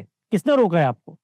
آپ اخلاق کی بنیاد پہ کریں، قانون کی بنیاد پہ کریں، انصاف کی بنیاد پہ کریں، آپ پوری بحث پیش کریں۔ لیکن یہ کہنا کہ اس کا وجود ہی تسلیم نہیں کیا جا سکتا تو پھر انٹرنیشنل لا کو کیوں پیش کیا جا رہا ہے؟ وہ انٹرنیشنل لا اسرائیل کو ایک ملک تسلیم کرتا ہے۔ اگر وہ ملک تسلیم نہیں کرتا ہوتا تو انٹرنیشنل لا کی حیثیت سے اس ملک کے اوپر اس کی خلاف ورزی کا اطلاق بھی نہیں ہوتا۔ اسی لیے تو اقوام متحدہ کہہ رہا ہے وہ غاصب ہے۔ کیوں کہہ رہا ہے اقوام متحدہ وہ غاصب ہے؟ اس لیے کہ اس نے ایک ٹیریٹری مارک کی ہے اس کی۔ وہ یہ کہتا ہے کہ اس ٹیریٹری سے باہر چلے گئے آپ، اس لیے یہ علاقے آپ کے نہیں ہیں۔ اس کا مطلب کیا ہے؟ اس کا مطلب یہ ہے کہ اس کو ملک تسلیم کیا گیا ہے۔ اچھا ٹھیک۔ اچھا، ایک اور چیز جو میں نے ان تینوں سے اخذ کیا وہ یہ کہ ایسا لگتا ہے کہ آپ کسی پس پردہ مقاصد کے تحت اسرائیل کا مقدمہ لڑ رہے ہیں۔ آپ کا جذباتی تعلق ظالم کے ساتھ ہے نہ کہ مظلوم کے ساتھ۔ اور پھر ان تینوں نے یہ تاثر لیا ہے کہ آپ لوگوں کی ساری اور صرف آپ نہیں، حلقہ غامدی، اہل غوامد یا جو بھی انہوں نے نام دیا، آپ لوگوں کی ساری ہمدردیاں اسرائیل کے ساتھ ہیں۔ آپ لوگ ایک ناجائز، غاصب اور ظالم ریاست اور اس کے سرپرستوں پر تنقید کی بجائے مظلوموں پر تنقید کر رہے ہیں، اور بطور خاص آپ تو باقاعدہ اسرائیل کا مقدمہ لڑ رہے ہیں۔ اس پر آپ کیا کہیں گے کہ یہ جو سارا تاثر انہوں نے آپ کی گفتگو اور ان سب سے، اور خاص طور پر ڈاکٹر صاحب نے یہاں تک کہا کہ بھئی جب مظلومین کا یا ان کا ذکر آتا تو آپ کا جذبہ اس طرح نہیں ہوتا، جیسے ہی ظالم پہ تنقید شروع ہوتی تو آپ ہاتھ لہرا کے اور بڑے جوش اور جذبے سے اس کا دفاع کرتے، تو ایسا کیوں ہے؟ دیکھیے ہمارا جو پورا کا پورا نقطہ نظر یا پیشکش ہے وہ، اگر آپ منیر نیازی کے ایک شعر میں اس کو سمجھنا چاہیں تو وہ یوں ہے کہ انہوں نے کہا تھا نا کہ کچھ اونج بھی راوا اوکھیاں سن، کچھ گل وچ غمدہ توگ بھی سی، کچھ شہر دے لوگ بھی ظالم سن، کچھ سانو مرن دا شوق بھی سی۔ ہمارا پورا مقدمہ اس پر مبنی ہے کہ بھائی دنیا کے اندر یہ جو کچھ ظلم ہو رہا ہے یا طاقت کے مراکز جس طرح سے فیصلے کر رہے ہیں یا جس طرح سے ان کے پاس وہ فیصلہ کن ہتھیار آگے ہیں جو اس طرح کے نزاعات میں ہمیں آگے بڑھنے نہیں دیتے، تو اس میں میرا مخاطب اگر اسرائیل ہو، میں اگر اسرائیل میں پیدا ہوا ہوں، میری زبان ان کی زبان ہو، میں ان کی نسل سے تعلق رکھتا ہوں، تو میں وہاں چیخیں مار مار کے کہوں گا کہ یار اقوام متحدہ نے مینڈیٹ غلط کا فیصلہ کیا، سرحدوں سے باہر نہیں نکلنا چاہیے تھا، تم پر حملہ ہوا تو تمہیں واپس، وہ ساری گفتگو میں ان کو بتاؤں گا۔ وہ میری گفتگو سننے کے منتظر بیٹھے ہوئے ہیں۔ میرے لیے تو میری قوم ہے، میرے مسلمان ہیں جو میری زبان میں اس بات کو سمجھ سکتے ہیں کہ ہم نے اپنا تحفظ کیسے کرنا ہے۔ تو اب میں اسرائیل کی مذمت کرتا رہوں، اس کے نتیجے میں جو ولولہ، جو اسٹریٹجی ہم مسلمانوں نے اپنائی ہے مسلح تصادم کی، اس سے جو نقصان ہمیں ہوا ہے اس کا خاتمہ ہو جائے گا۔ تو ہمارے پیش نظر تو اپنے آپ کو بچانا ہے، اپنے مسلمان بھائیوں کو، اس برادری کو بچانا ہے، اور ان کو مشورہ دینا ہے کہ یار چلو انصاف نہیں تھا، ٹھیک ہے، ان عالمی فاتحین نے یہاں پر ان اصولوں پر فیصلہ کیا جو تمہیں تسلیم نہیں تھے، لیکن اس میں بھی کوئی روشن امکانات تلاش کرو، اس میں بھی کوئی بہتری کا لاحمل بن سکتا ہے۔ دیکھو تم نے جنگیں کر کے دیکھی، انفرادی کر کے دیکھی، ملکوں نے مل کے کر کے دیکھی، ملیشیا بنا کر دیکھی، دیکھو فیصلہ نہیں ہو سکا، اس لیے کہ مقابلہ کسی ایک ملک سے نہیں ہے، بلکہ اس ملک کے پیچھے عالمی طاقتیں کھڑی ہوئی ہیں جو دوسری جنگ عظیم کے فاتحین ہیں، وہ اس خطے میں اپنے اثر و رسوخ کے لیے اس کو بٹھا کے رکھنا چاہتی ہیں، ان کے 10,000 مقاصد اس سے وابستہ ہیں۔ تم جب ان پر حملہ آور ہوتے ہو، کبھی تاریخیت کا مقدمہ لے کے، کبھی سرحدوں کا مقدمہ لے کر، وہ اس کو بچا کر اس کا تحفظ کرتی ہیں، اور وہ تحفظ کرتی رہیں گی، اس لیے کہ وہ اس کو دوسری جگہ پہ پلیس کرتی ہیں۔ تو تم نے اگر فتح یاب ہونا ہے، آگے بڑھنا ہے، کامیابی حاصل کرنی ہے، تو اس کا یہ لاہ عمل نہیں ہے، اس سے جو کچھ ملا ہوا ہے اس کا بھی نقصان ہو جائے گا۔ تو اگر یہ چیز کسی کو لگتا ہے کہ اسرائیل کی خیرخواہی میں کی جا رہی ہے، تو پھر وہ آگے بڑھ کے اس کا بھی کوئی نہ کوئی توجیہ نکال لے کہ جس وقت بنی اسرائیل کو یہ کہا جا رہا ہوتا تھا کہ بھئی یہ تم کام مت کرو، تم پر ظلم ہوگا اس کے نتیجے میں اور خدا کا عذاب آئے گا، اور وہاں سے تیتوس رومی اور ولی قد بخت نصر اڑ کے آ گئے، اور ان کو اللہ تعالیٰ نے کہا کہ میں نے اپنے اولی باسن شدید سخت طاقتور بندے ان کے اوپر مسلط کر دیے، تو کوئی آگے بڑھ کر کہے کہ وہ لوگ جو بنی اسرائیل کو روک رہے تھے روگردانی سے، وہ اصل میں تیتوس رومی کی حمایت کر رہے تھے کہ اس کے نتیجے میں وہ حملہ آور ہو گیا تھا، وہ بھائی ان کو بچا رہے تھے، ان کے بارے میں یہ درد دل رکھ رہے تھے۔ اور میں یہ عرض کرنا چاہتا ہوں کہ ہم جو نوجوان اس وقت اس عہد میں موجود ہیں، ہم کیوں ان بحثوں میں اترے ہیں؟ یعنی ہم لوگوں کو اپنی عزت عزیز نہیں ہے، ہمیں نہیں پتا کہ مسلم امت کی آنکھوں کا تارا کیسے بنا چاہتا ہے۔ میں خود آپ کو بتانا چاہتا ہوں کہ اسی مذہبیت کی کوکھ میں پیدا ہوں، آپ کے علم میں ہے، میں نے جی 2006 سے لے کر 2008-9 تک ضرب مومن جو جہادی تعبیر کا نمائندہ اخبار ہے، اس میں اسرائیل کے حوالے سے کالم لکھے ہیں، درجنوں کالم لکھے ہیں، ان کو پڑھ لیں۔ آپ نے؟ میں نے لکھے ہیں، جی بلکہ آپ اس کے اچھا بعد پڑھ کے سنائے لوگوں کو، جس میں انہی پورے کے پورے مقدمات کو پیش کیے جو آپ یہ آج ہمارے مخالفین پیش کر رہے ہیں، یہ سب مقدمات پیش کی ہیں، انہی کی تائید میں تقریریں کی ہیں، بتایا ہے کہ یہ وقت آ چکا ہے کہ اب عالمی سامراج کا نظم ختم ہو رہا ہے۔ ہم تو 2011 میں امریکہ کو تباہ کر کے بیٹھے ہوئے تھے، اور اسرائیل کے خاتمے کے پورے خاکے اور منصوبے بنا رہے تھے، اور ان کے سازشیں اور ان کی موشگافیاں چاک کر رہے تھے، یہ کام کر رہے تھے۔ لیکن پھر اندازہ ہوا وقت کے ساتھ ساتھ کہ ہماری مذہبی قیادت جو سراب ہمیں دکھاتی ہے، جو خواب ہمیں دکھاتی ہے، وہ حقیقت سے کتنے مختلف ہے، اور ان کا نقصان ہمیں ہوتا ہے، اس کا فائدہ کچھ نہیں ہوتا، اور پے در پے نقصان ہوتا چلا جاتا ہے۔ تو مسلمانوں نے اگر اپنے آپ کو کھڑا کرنا ہے دنیا کے سٹیج پر ایک پرامن قوم کے طور پہ، ایک ترقی پسند قوم کے طور پہ، تو ان معاملات کے بارے میں ان کو ریکنسیلیشن کرنی چاہیے۔ کوئی بھی مذہبی جدوجہد پچھلے 200-250 سال میں ان کی کامیاب نہیں ہو سکی۔ وہ امام شامل کے جہاد سے لیں، مہدی سوڈانی تک آئیں، بالا کوٹ کے جہاد سے لیں، 1857 کی جنگ عرائی تک لائیں، اسامہ بن لادن کے جہاد سے لیں، اور حماس کی اسٹڈی تک لائیں، کچھ حاصل نہیں ہوا۔ جو کچھ تھا وہ بھی ہاتھوں سے چلا گیا۔ وجہ کیا ہے؟ وجہ یہ ہے کہ ہم نہ عالمی عرف کو سمجھنے کے لیے تیار ہیں، دنیا کی سیاست کو ماننے کے لیے تیار ہیں، انٹرنیشنل نظام کو سمجھنے کے لیے تیار ہیں، ہم نہ طاقت اور اسلحے کے فرق کو سمجھنے کے لیے تیار ہیں، نہ ہم اپنی مذہبی تعبیرات کو ریوزٹ کرنے کے لیے تیار ہیں۔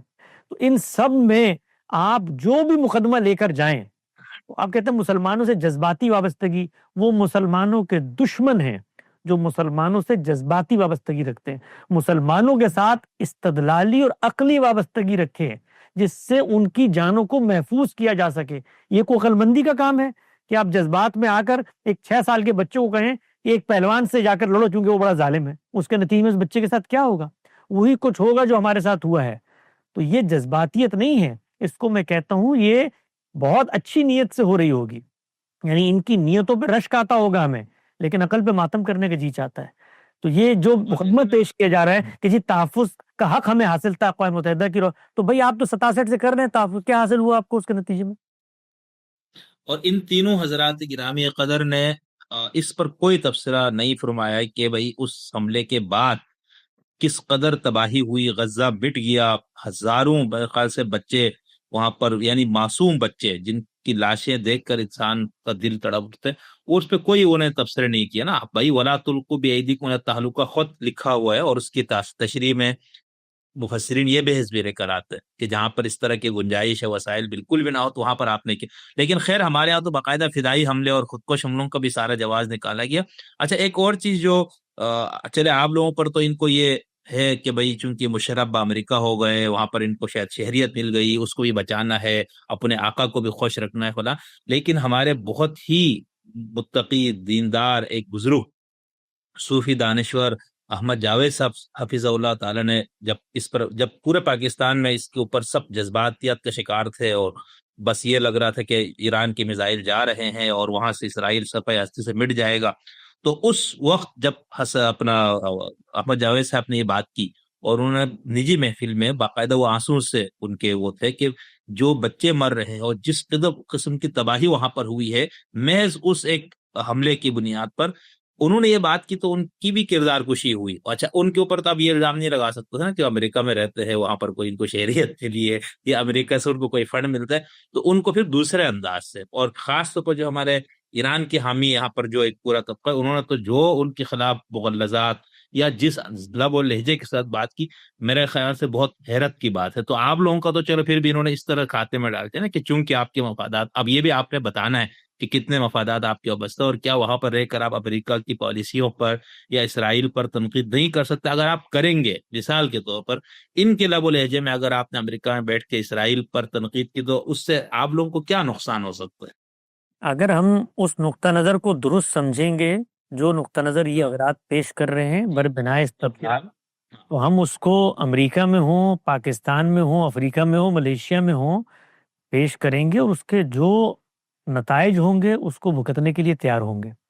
ہم نے نہیں، کیا مثال ابھی دیکھو امریکہ میں کیا ایسے لوگ نہیں ہیں جو شدید ترین اسرائیل پر تنقید کر رہے ہیں، جو ان کا موقف ہے، تو کیا ان کو کیا نقصان ہو رہا ہے؟ میں صرف یہ سمجھنا چاہ رہا ہوں نا کہ اگر یہی یہ لوگ بنیاد بناتے ہیں کہ آپ لوگ اس نقصان سے ڈر کے یہ کر رہے ہیں، تو کیا ہو سکتا ہے مثال؟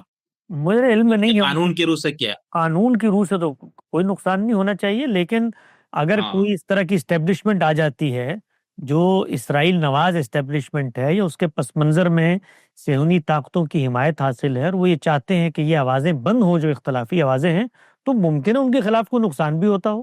اس وقت کچھ نہ کچھ یہاں پہ جو اسٹوڈنٹس نے مظاہرے کیے ہیں، امریکہ میں کبھی اس پر پابندی نہیں تھی، لیکن قانون کی بنیاد پر انہوں نے ایک شک کو سامنے لا کر اس کو اپلائی کرنا شروع کر دیا، اور ہم سب جانتے ہیں کہ خاص پس منظر میں ہوا ہے۔ اس وقت جن لوگوں کی یہاں پہ ریاست ہے، حکومت ہے، وہ ان چیزوں میں جو ان کا ورلڈ ویو ہے اس سے اختلاف کو گوارا نہیں کرتے، تو یہ ممکن ہوگا۔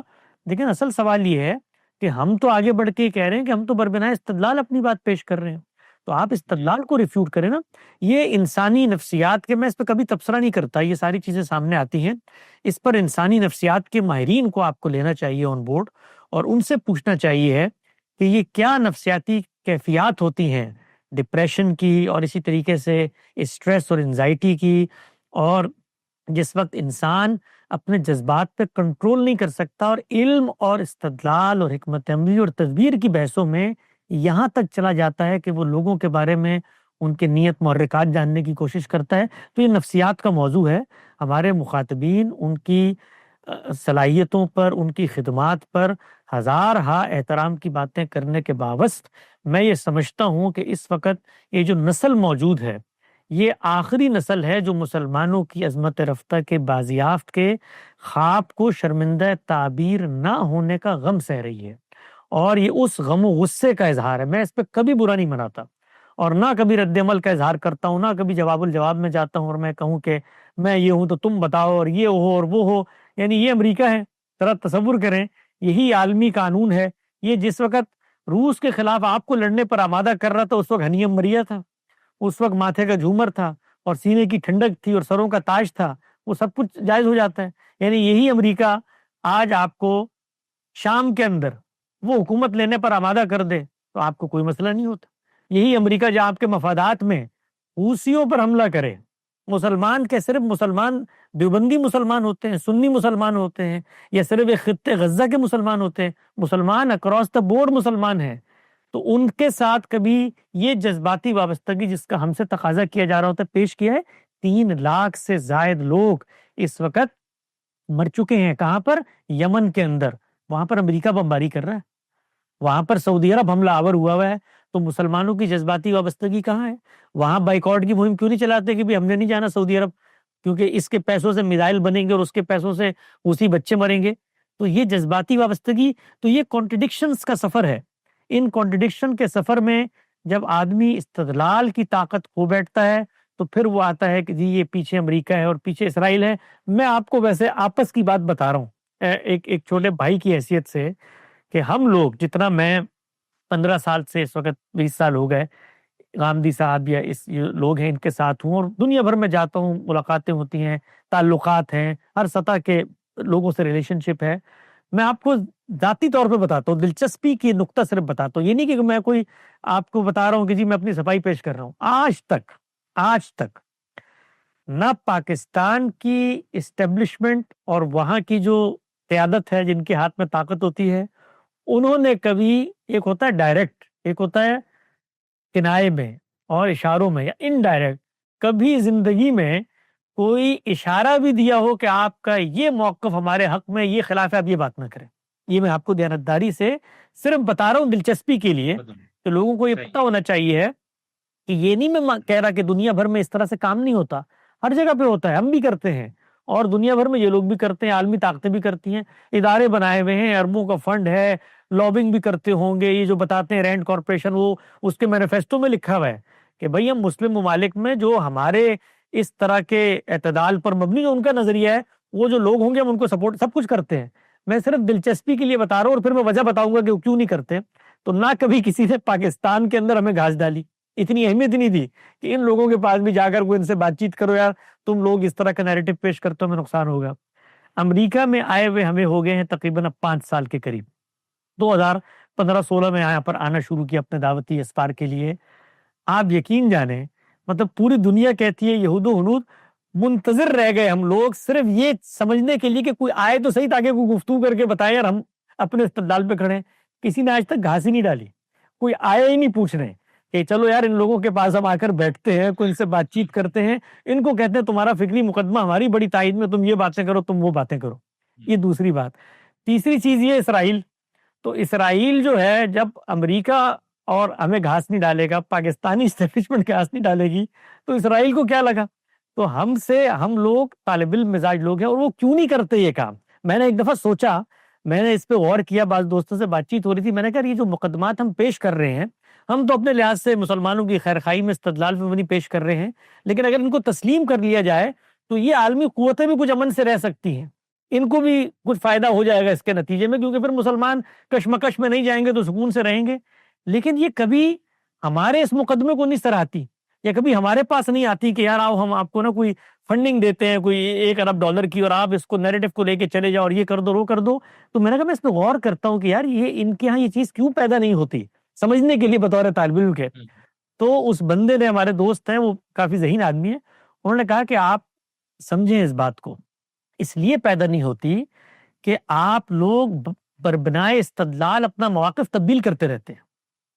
تو جو لوگ استدلال پہ مبنی گفتگو کرتے ہیں اور ان کے مواقف تبدیل ہوتے رہتے ہیں، وہ کبھی بھی ان کے لیے فائدہ مند نہیں ہو سکتے. تو ہم لوگ کہیں بھی فٹ نہیں ہیں، نہ مسلمانوں میں فٹ ہے، نہ اسرائیل میں فٹ ہے، نہ امریکیوں میں فٹ ہے. جی جی.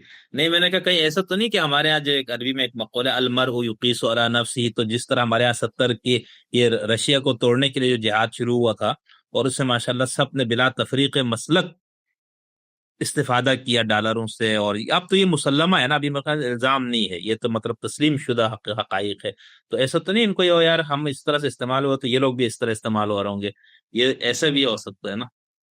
اگر ایسا ہو سکتا ہے تو میں اپنے مسلمان بھائیوں سے یہ کہتا ہوں کہ خیرخواہی کا تقاضا ہے کہ ضرور ہمیں وہ ثبوت، وہ شواہد پیش کریں، وہ استدلال پیش کریں، اور ہمیں نہیں پیش کرتے تو دنیا کو پیش کر دیں، اور دنیا کے سامنے وہ چیزیں لے آئیں کہ بھائی یہ لوگ اس طریقے سے استعمال ہو رہے ہیں. تو ممکن ہے کوئی ہم لوگوں سے کوئی خطا ہو گئی ہو تو اس کو دیکھ کے ریکنسائل کر لیں گے، معاملات کو دوبارہ سے دیکھ لیں گے، لیکن اس میں تو فریق مخالف کو پیش کرنا ہے نا. میں تو زیادہ سے زیادہ کیا کر سکتا ہوں، اپنا اکاؤنٹ کھول کے دکھا سکتا ہوں، اور یہاں پر میں آپ کو بلا سکتا ہوں بھئی آ کر دیکھ لو کہ کوئی امریکیوں کے ساتھ ہم دن روز بیٹھتے ہوں، وہ ہمیں کہتے ہوں کہ ہماری مخملی گود میں بیٹھیں اور یہ کریں اور وہ کریں. یہ ساری چیزیں میں پھر آپ سے عرض کروں کہ یہ برانڈڈ سوٹ وغیرہ بھی ہے. ہاں ویسے اس وقت جو ہمارے مذہبی علماء ٹی وی پہ بیٹھتے ہیں اور ماشاءاللہ سے اتنا اچھا فیشن کرتے ہیں، بڑی اچھی بات ہے، مجھے کبھی اس پہ وہ نہیں ہوا، میں تو اس کو سراہتا ہوں کہ اچھی جامہ زیبی ہونی چاہیے ہے، اچھے کپڑے پہننے چاہیے. ویسے میں صرف یہ بتا دوں کہ میں جس برانڈ کے کپڑے پہنتا ہوں وہ یا تو طارق جمیل صاحب کا برانڈ ہوتا ہے جو ایک مذہبی عالم ہے، یا جنید جمشید صاحب کا جو ہوتا ہے جو ایک تبلیغی کارکن ہے. تو ہم تو مذہبی لوگوں کے برانڈ کو ہی اپناتے ہیں، اسی کو ہم پہنتے ہیں. باقی مسلمانوں پہ مجھے کبھی یہ نہیں ہوتا، یعنی یہ جو لوگ باتیں کرتے ہیں نا، یہ خیرخواہی میں کر رہے ہوتے ہیں، مجھے اندازہ ہے.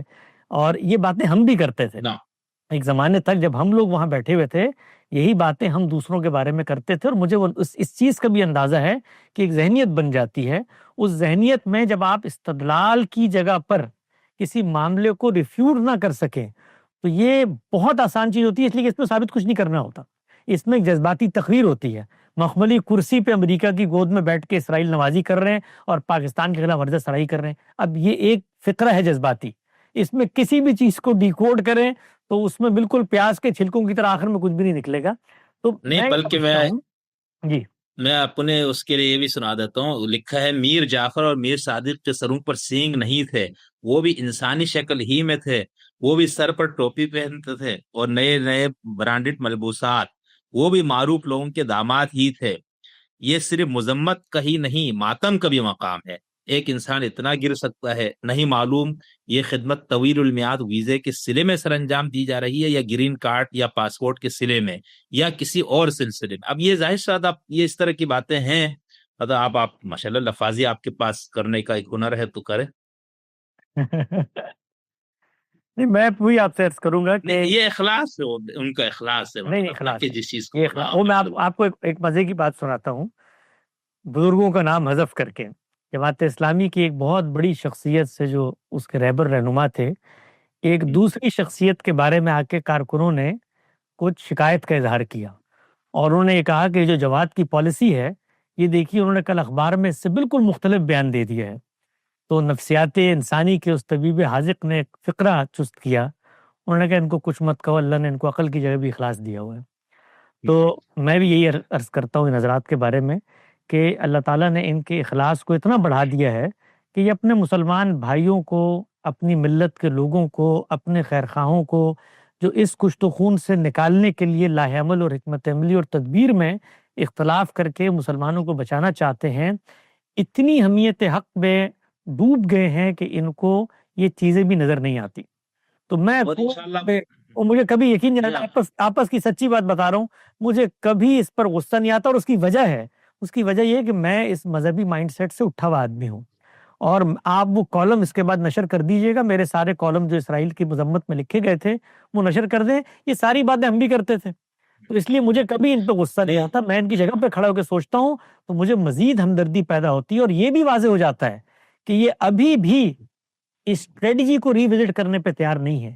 ان کا معاملہ کیا ہے کہ لوگوں کو یہ کہہ کر مطمئن کر دیں کہ یہ جو لوگ استدلال پیش کر رہے ہیں یہ اصل میں غیروں کے ایجنٹ ہیں، یہ تمہاری امت کے خیرخواہ نہیں ہیں، اور ان کو اس استدلال سے روکنا چاہتے ہیں۔ آپ ذرا غور کریں، میں کافی دنوں سے یہ سوچ رہا تھا کہ ہم لوگوں کی، جس طرح آپ نے کراچی میں ایک انٹرویو لیا گپ شپ کے انداز میں، مجھے تو پتہ ہی نہیں تھا کیا سوالات تھے، بیٹھے آپ نے کہا انٹرویو کرنا ہے، اس میں یہ چیزیں زیر بحث تھی، ہم نے بے تکلف جو ہمارا چھوٹا موٹا مطالعہ علم ہے بتا دیا۔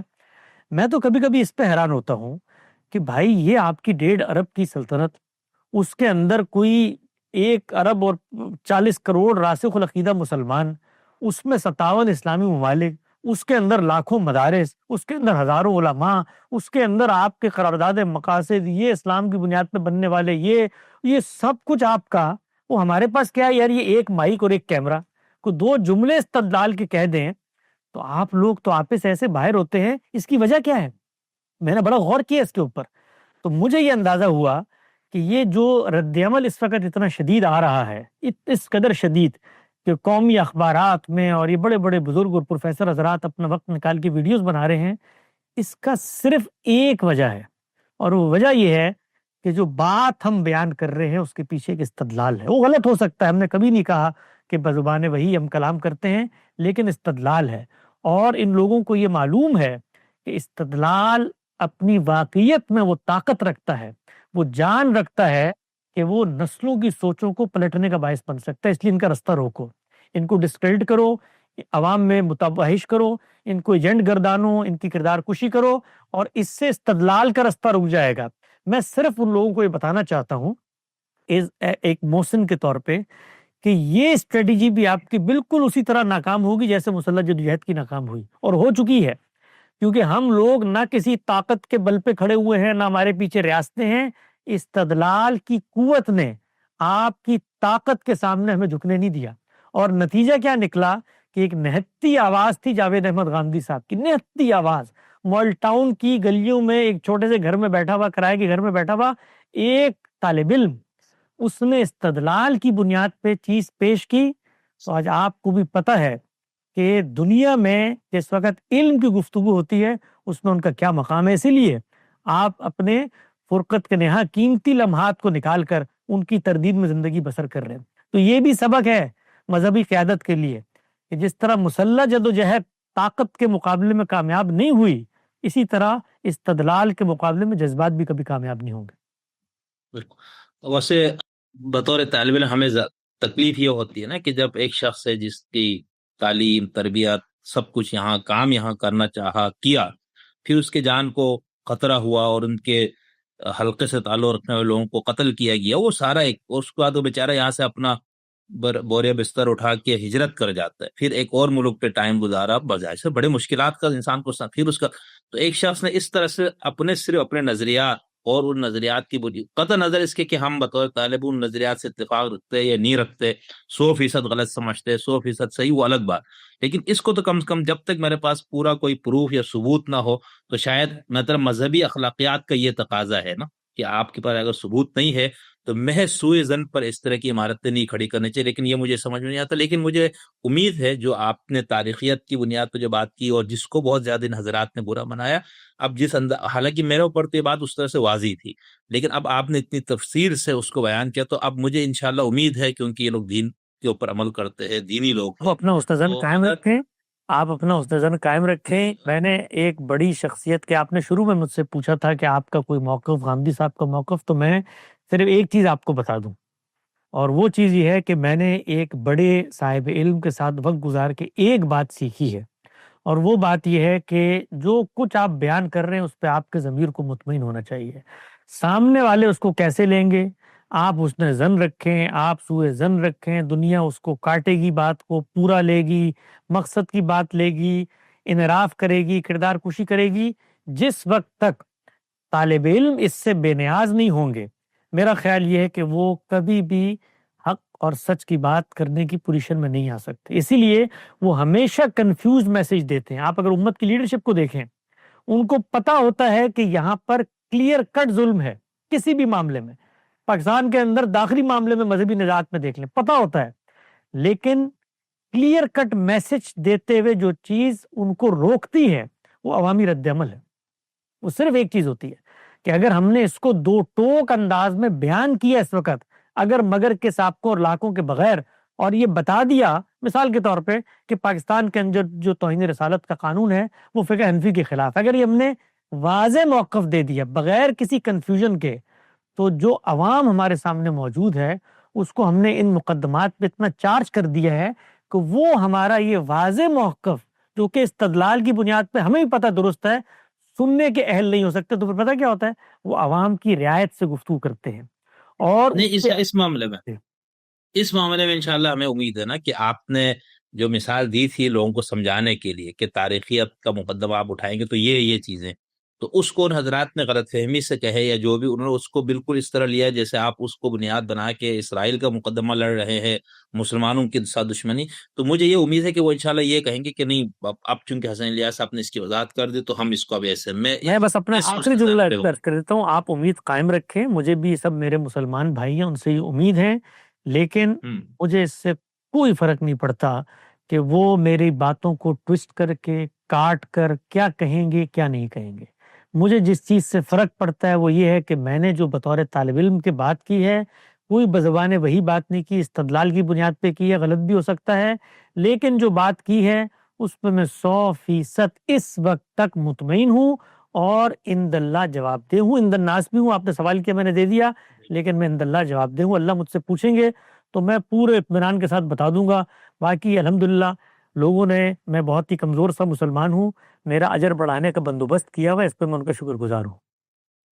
ٹھیک، بہت شکریہ اچھا صاحب، میں آپ کی موجودگی سے فائدہ اٹھا کے ڈاکٹر مشتاق صاحب کی کچھ چیزیں ہیں، میں اس پہ آپ سے چاہوں گا کہ تھوڑی سی بات کریں، کیونکہ آپ اس طرح کی موضوعات ان چیزوں پہ شاید تبصرہ کرنا پسند نہیں کرتے، لیکن طالب علم کی ایک درخواست ہے، کیونکہ ڈاکٹر صاحب جو ہے بہت زیادہ آج کل اور کچھ عرصہ سے غامدی صاحب یا آپ لوگوں کے پر تھوڑے سے ان کی ذاتیات تک بات مجھے نظر آتی ہے کہ وہ کرتے. تو میں تھوڑا سا اس وجہ سے، اب جیسے اسی گفتگو میں انہوں نے یہ فرمایا کہ غامدی حلقے کا جو ڈسکورس کی جو امتیازی خصوصیات ہیں، اس میں سے انہوں نے یہ کہا کہ آپ کی گفتگو پر تبصرہ کرتے ہوئے کہ بنیادی حقائق سے واقفیت حاصل کیے بغیر پوری قطعیت کے ساتھ ایسے دعوی کرنا جن کا حقائق کے ساتھ کوئی تعلق نہیں ہوتا.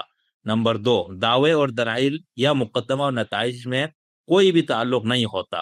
ٹھیک ہے، جیسے وہ کہا کہ اسرائیل کے غاصب ہونے اور ہندوستان نے مسلمانوں کی حکومت میں کوئی مناسبت اور تعلق نہیں، یہ تو بہت اچھی طرح آپ نے بتا دیا. تیسری خصوصیت وہ کہتے ہیں کہ حسن الیاس صاحب بہت جذباتیت کا شکار ہے، ان کو اسرائیل کو غاصب کہنے میں بہت زیادہ اشتعال آیا ہوا ہے. ان کا دعویٰ تحمل کا ہے، یعنی آپ لوگ بڑے تحمل، صبر اور استدلال کی بات کرتے، لیکن کہتے ہیں یہاں پر ایسا کچھ نہیں نظر آئے. چوتھی بات جس پہ انہوں نے بہت بات کی کہ مصنوعی اخلاقیات کا لبادہ. پھر اس پہ انہوں نے غامدی صاحب کے ساتھ اچھا یہ ڈاکٹر صاحب نے کئی بار پیش کیا، تو میں آپ کی موجودگی سے فائدہ اٹھا کر یہ سمجھنا چاہتا ہوں کہ جب افغانستان پر امریکی حملے کا واقعہ ہوا تو اس پہ وہ ایک واقعہ بار بار بیان کرتے اور وہی ایک چیز عام طور پر وہ دلیل میں دیتے کہ غامدی صاحب جس طرح تحمل صبر والا بندہ نظر آتا ہے، حقیقت میں ایسا نہیں ہے. اچھا اس کی دلیل کیا ہے؟ تو وہ یہ کئی بار انہوں نے لکھا. تو ان 2-3 چیزوں کو ذرا آپ اگر چاہیں تو کیا آپ لوگ بالکل واقعیت کے بغیر قطعیت کے ساتھ دعویٰ کرنا شروع کر دیتے ہیں؟ بالکل یہ ممکن ہے. اگر کسی پہلو سے ہم نے یہ کیا ہے تو اس کو بھی محض دعوے کی بنیاد پہ تسلیم نہیں کیا سکتا، اس کے لیے استدلال ہی پیش کرنا پڑے گا. اور استدلال پیش کرنے کا وہی طریقہ ہے کہ ہمارا پورا موقف بیان کریں، جو کہ میرے نزدیک اس پوری بحث میں کسی ایک فریق نے بھی بیان کرنے کی زحمت ہی نہیں کی. اس لیے کہ جس وقت آپ جملوں پہ گفتگو کرتے ہیں، فکروں پہ گفتگو کرتے ہیں، تو اس سے زیادہ خلاف واقعہ تنقیدی عمل ہو کیا سکتا ہے؟ یعنی یہ تو قرآن مجید کو آپ اٹھائیں اور اس کی 2 آیات کو لے کر اس پر گفتگو شروع کر دیں تو وہ آپ خدا تعالیٰ کی بات نہیں بیان کر سکتے. تو جب کبھی میں نے اس کو پچھلے دنوں بیان کیا تھا، ہمارے ایک اور فاضل ناقد ہیں زاہد صدیق مغل صاحب، انہوں نے ایک پہلو سے ہم پہ تنقید کی ہے کانوی صاحب کے ایک نقطہ نظر پہ، اور وہاں پر دو فقرے بنیاد بنے تھے. آپ نے دیکھا وہ بخاری کو جب تاریخ کہا گیا تو انہوں نے کیا طریقہ اختیار کیا، پورا فریم ورک سامنے رکھا، اس کے اندر ہمارے یہاں کن چیزوں کی کیا مسلمہ حیثیت ہے اس کو بیان کیا. تو اگر یہ حضرات اپنی زندگی کے قیمتی لمحات کو میرے نقطہ نظر کی تردید میں صرف کرنا چاہ رہے تھے تو میرے 2 مضامین ہیں، وہ انگریزی اخبار میں چھپے ہیں، اردو جنگ اخبار میں چھپے ہیں. مسئلہ فلسطین پر تفصیلی موقف اور یہ جو مذہبی بیانیہ ہے اس پر میں نے اپنا نقطہ نظر پیش کیا ہے، اس کو سامنے رکھتے. پوری گفتگو جو آپ سے ہوئی ہے اور اس کے علاوہ باقی جگہوں پر ہوئی ہے اس کو سامنے رکھتے اور استدلال سے اس چیز کو واضح کرتے کہ بھائی یہ دعوے اور دلیل میں کوئی مطابقت نہیں ہے. تو استدلال ہی کرنا پڑے گا اس ساری چیزوں کو. اگر استدلال کے بغیر آپ یہ دعویٰ کرتے ہیں تو میں اس دعوے کے اوپر منتظر رہوں گا کہ کوئی استدلال سامنے آئے تو اس کو دیکھوں. اسی لیے جو چیزیں سامنے آتی ہیں اس پہ ہم جائزہ لیتے ہیں. آپ نے بھی درخواست کی کہ بھی بیٹھ کے بات کرتے ہیں، میں منتظر ہوں. آپ کو استدلال ابھی ہمارے سامنے رکھیں کہ جو باتیں ہم نے کہی ہیں ان میں یہ اسکام پایا جاتا ہے علمی طور پہ، تو اس کو تسلیم کرتے ہوئے ایک طالب علم کے لیے اس میں شرمساری کی کیا بات ہے؟ مثلا ہم لوگ کسی کلٹ کا حصہ نہیں ہے، کسی فرقے کا حصہ نہیں ہے، ہم تو ایک درانہ سفر کر رہے ہیں، ابھی تلاشی حق کی جستجو کے مسافر ہیں. تو استدلال اور دعوے میں مطابقت نہیں ہوگی تو وہ ثابت ہی کرنا پڑے گا نا. وہ صرف یہ کہنے سے کہ نہیں ہوتی تو کل سے ہم اپنی زبانوں کو تالے لگا لیں گے جی ایک صاحب علم نے یہ آنسوئے افلاک سے دعویٰ کر دیا ہے اور قطعیت ہوتی ہے معاملہ ہے. تو یہ جو 4 چیزیں بیان کی یہ بغیر قطعیت کے بیان کی ہیں. وہ بھائی ہر آدمی دنیا میں جو بات بیان کرتا ہے جس کو درست سمجھتا ہے قطعیت ہی سے بیان کرتا ہے. وہ قطعیت اس وقت تک جو استدلال اس پہ واضح ہوتا ہے وہ شرح صدر کا اظہار کر رہا ہوتا ہے. وہ کہیں یہ نہیں کہتا کہ اس کے بعد میں کوئی نئی بات میرے سامنے آ جائے گی تو میں اس کو میں تو اصولی طور پہ اپنی پوری فکر کے بارے میں کہتا ہوں. اچھا یہ تو سیاسی نظریات ہیں، مذہبی افکار کے بارے میں کہتا ہوں. کیا یہ دعویٰ سامنے والے کرنے کی پوزیشن میں ہے کہ وہ اس مذہبی افکار کے بارے میں کہیں جو ہمارا مانا جانے والا مذہبی فکر ہے ہم اس کے بارے میں یہ امکان ہی تسلیم کر لیں کہ اس کے اندر بھی کوئی اجماعی نقطہ نظر غلط ہو سکتا ہے؟ ہم تو اس سے بالکل دوسری جگہ پہ کھڑے ہوئے ہیں. تو مجھے نہیں سمجھ میں آتی. نہیں تو انہوں نے جو فکر غامدی پر تو تنقیدی کتاب ہے تو اس کو آپ کس نظر سے دیکھتے ہیں؟ آپ نے پڑھی ہوگی لازمہ. جی وہ کتاب مختلف ناقدین لکھتے رہتے ہیں، ان کی تحریریں سامنے آتی رہتی ہیں. بہت زیادہ میں نے ہر ناقد کی تحریر کو پڑھا بھی ہے، بے شمار جگہوں پہ اپنے استدلال کی وضاحت بھی کی ہے. میں پچھلے 10-12 سال سے یہی طالبانہ خدمت کر رہا ہوں کہ غامدی صاحب کا نقطہ نظر جہاں مجھے درست لگتا ہے میں ہر فورم پہ اس کی مدافعت کرتا ہوں. 20 پوسٹیں لکھی ہیں، 20 مضامین لکھے ہیں. تو تنقیدی عمل سے کوئی مسئلہ نہیں ہے، ہر آدمی تنقیدی عمل میں شامل ہو، بلکہ وہ ہمارا خیر خواہ اور محسن ہے اگر وہ تنقید کرتا ہے۔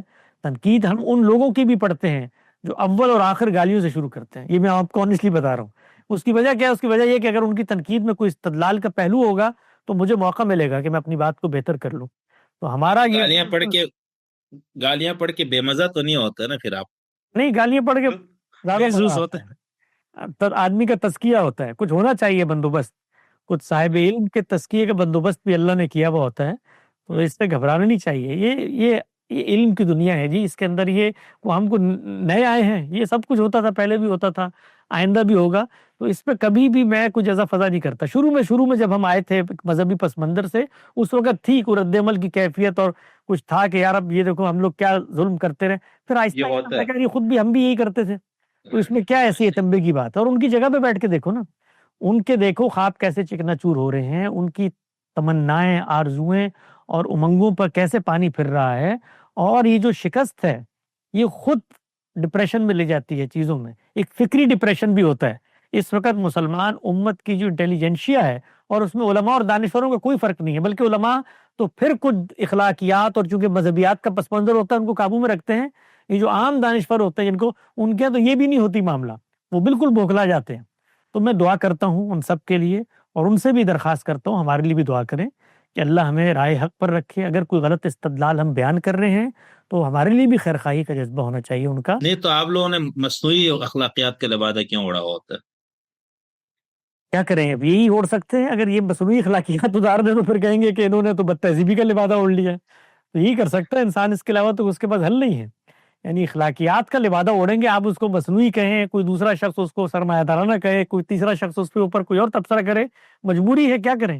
اب یہ نہیں اپنائیں گے تو پھر تو وہ رویہ اپنانا پڑے گا نا جو ہمارے سامنے مخالفین نے اپنایا ہوا ہے، تو لوگ اس پہ تنقید کریں گے کہ یار یہ تو بد تہذیب ہے، تو تنقید تو روک نہیں سکتی۔ اس لیے میں یہ کہتا ہوں کہ اس تنقید کو سننا چاہیے، لوگوں کو انجوائے کرنا چاہیے، جو استدلال کا پہلو ہے وہ لے لینا چاہیے، اور غور و فکر اپنے اوپر ہونا چاہیے۔ میں کبھی بھی اس طرح کی چیزوں کی وجہ سے ان کا جو استدلال ہے اس کو اگنور نہیں کرتا، اور میں آپ کو دیانتداری سے یہ بات بتاتا ہوں، اپنے ذات کی حد تک اب آدمی اپنا کوئی دل تو نہیں کھول کے رکھ سکتا، اسی لیے آپ دیکھیے ہماری ویب سائٹ پہ کوئی دنیا کا ادارہ بتا دے مجھے جو اپنی ویب سائٹ پہ، اپنے ادارے کے سوشل میڈیا پلیٹ فارمز پہ ان تنقیدات کو شائع کرتا ہو جو اس کے خلاف ہے۔ ہم شائع کرتے ہیں، یہ بہت ہے، اور لوگوں کو دعوت دیتے ہیں، اپنے ماننے والوں کو دعوت دیتے ہیں کہ آؤ ہمارے مخالفین کا استدلال پڑھو اور ہم سے پوچھو کہ اگر ہمارا استدلال غلط ہے تو آپ بتاؤ کہاں غلط ہے۔ یہ تو ہم موقع دیتے ہیں۔ ہمارے استاد کا یہ رویہ ہے کہ روز صبح جب ان سے پہلی ملاقات ہوتی ہے تو ان کا سوال یہ نہیں ہوتا کہ کل آپ نے میری فکر کا کس فورم پہ کیا دفاع کیا ہے، وہ یہ کہتے ہیں بھائی کوئی نئی تنقید آئی ہے، پڑھیے تو بتاؤ کیا ہے، کوئی استدلال بتاؤ اس کے اندر کیا ہے، کوئی غلطی ہوئی ہو تو بتاؤ کیا ہے، اس پہ غور و فکر کرتے ہیں۔ تو ہمارے جو لوگ ہمارے ارد گرد ہیں، قریب جانتے ہیں، اور باقی یہ لوگوں کو حق ہے وہ جو چاہیں کہیں۔ اچھا، دوسرا آپ نے ایک مضمون لکھا تھا وہی زین لہم الشیطان اعمالہم، تو اس پہ ڈاکٹر صاحب کا یہ کہنا ہے کہ آپ نے اس سے جو کچھ اخذ کیا یہ مکتب فلاحی اور اصلاحی کا جو تفسیری منہج ہے اس سے بالکل انحراف کر کے آپ نے جی دیکھیے وہ جو میں نے مشرکین سے متعلق آیت ہے اس کو آپ نے مسلمانوں پہ اس کا اطلاق کر دیے کہتے ہیں۔ نہیں، وہ تو شیطان کے رویے سے متعلق ہے، اور شیطان صرف یہود پہ نہیں آتا، شیطان مسلمانوں پہ بھی آتا ہے، وہ تو شیطان کی ایک چال بتائی گئی ہے قرآن مجید میں، تو اسی پس منظر میں آئی ہے۔ اب یہ بھی بڑا کمال کی بات ہے، اگر ہم یہ تفسیر کر کے کسی کو بتائیں کہ یہ تو یہود کے پس منظر میں آئی ہے تو فوراً سے کیا مقدمہ ہوگا؟ قرآن مجید میں محدود کر دیا انہوں نے، زمانے رسالت کے مخاطبین تک کر دیا، اس کی آفاقیت کا انکار کرتے ہیں، تو یہ مقدمہ شروع ہو جائے گا۔ اور اس کے اندر اگر کوئی بر بنائے حقیقت بات بیان ہوئی ہے اس کی توثیق کی جائے، اور یہ بتایا جائے کہ ہم سب کو بھی غور کرنا چاہیے کہ شیطان کہیں ہمارے ان اعمال کو مزین تو نہیں کر رہا، اور جب ہمیں کوئی توجہ دلاتا ہے کہ بھئی تم بد اخلاقی کر رہے ہو، تم گالم گلوچ کر رہے ہو، تو ہم اس کو حمیت حق کا تقاضا تو نہیں، تو ہم سب کو غور کرنا چاہیے۔ تو وہ تو ایک جنرل نصیحت کی بات ہے، میں اس طرح کی چیزیں بہت بے شمار لکھتا رہتا ہوں، اس کا اصل مخاطب میں خود ہوتا ہوں، وہاں بھی میں نے یہ لکھا کہ ہم سب کو غور کرنا چاہیے مجھ سمیت، کہ ہم سے کوئی ایسی چیز سرزد نہ ہو جس پہ لوگ ہمیں توجہ دلائیں تو ہم مکابرت کا رویہ اختیار کر لیں، ہم حق کے سامنے ڈٹ جائیں۔ اور شیطان کی مخفی چالوں میں سے ایک بڑی شاطرانہ چال یہ ہے کہ وہ نیکیوں کو اس طرح سے، برائیوں کو اس طرح سے نیکیوں کے قالب میں پیش کرتا ہے کہ انسان مطمئن ہو کے رہ جاتا ہے۔ تو یہ ہم قرآن مجید یحسبون کے اندر تو یہود کے بارے میں، یہود کے شیطانوں کے بارے میں آیا ہے، لیکن شیطان کسی کا رشتہ دار نہیں ہے، وہ جس طرح ان کے پاس آتا ہے اس طرح ہمارے پاس آتا ہے۔ اچھا، ایک اور بس آخری میں اس پہ وہ کرنا چاہتا ہوں، آپ سے متعلق پوچھا گیا، مراد صاحب نے جو ان کے میزبان تھے انہوں نے پوچھا کہ اس طرح کے معاملات میں حسن الیاس صاحب جذباتی کیوں ہو جاتے، تو انہوں نے ان کی چند وجوہات بتائی اور آپ کے اوپر تبصرہ۔ ایک تو یہ کہتے ہیں کہ عقلی دلیل کا نہ ہونا، دوسرا وہ کہتے ہیں بین الاقوامی قانون کا سرے سے علم نہیں آپ کو، اور پھر اس میں انہوں نے ایک بات کی کہ پہلے غامدی صاحب بین الاقوامی قانون وغیرہ کا حوالہ دیتے تھے، تو کہتے جب میں نے کتاب لکھی کوئی فلسطین کے مسئلے پر، تو کہتے اس کا صاحب غامدی صاحب تو خاموش ہو گئے، بین الاقوامی قانون وغیرہ کا نام نہیں لیتے، لیکن اب ان کی جگہ حسن الیاس صاحب نے یہ شروع کر دیا۔ تو اور ایک اور وجہ یہ بتاتے کہ آپ کو ایک فریق کے ساتھ جذباتی انسان کو وابستگی ہوتی ہے، اہل غزہ مسلمان ہونے کی وجہ سے میری جذباتی وابستگی ہے، جبکہ حسن الیاس صاحب ظالم کے سائڈ پر جذباتی ہوئے ہیں، ان کی جذباتیت مظلوم کی وجہ سے نہیں بلکہ ظالم کے تعلق کی وجہ سے۔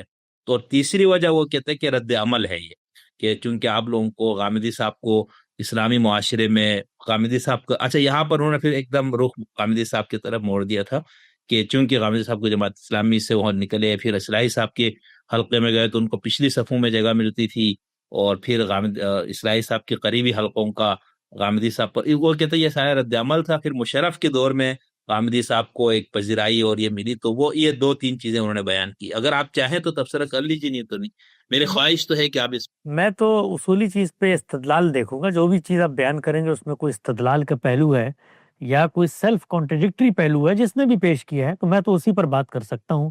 آپ نے اس انٹرویو کے شروع میں انہی حضرات کا جن کا آپ ذکر کر رہے ہیں ایک اقتباس پڑھ کے سنایا تھا کہ مسلمانوں کے بارے میں یہ جذباتی نظر نہیں آتے، جذباتی نظر نہیں آتے، اور یہاں پر یہ کہہ رہے ہیں کہ یہ جذباتی ہیں، عقل سے کام نہیں لے رہے وہ وہاں آپ بھی عقل سے اسرائیل کی کام طرف لے رہے جذباتی ہے، ہیں، وہاں بھی عقل سے ہی کام لے رہے آپ جذباتی ہیں لیکن آپ اسرائیل کی سائڈ پر جذباتی ہو جاتے ہیں، مسلمانوں ہیں۔ کی سائڈ پہ نہیں ہوتے نا، یہ ہے مسئلہ۔ یہی عرض کرتے ہیں کہ یہ مسلمانوں کو جو شکست اس وقت ہوئی ہے، مسلمانوں کو جو نقصان اس وقت ہو رہا ہے، اس پر ہمارے دکھ کا اظہار ہے، رنج کا اظہار ہے۔ یہ کبھی کوئی کسی کو اپنا سمجھے اور اپنی امت کا حصہ سمجھتے ہوئے ان چیزوں پر غور کرے تو اس کو یہ اندازہ ہوگا کہ اس دور کے اندر اگر ہم یہ مخالفتیں مول لے کر یہ بات کر رہے ہیں تو اس کی پیچھے ریزننگ کیا ہے، اس کے پیچھے وہ درد ہے، اس کے پیچھے وہ کرب ہے، اس کے پیچھے جو کچھ مسلمانوں کے ساتھ دنیا میں ہو رہا ہے اس کا دکھ ہے۔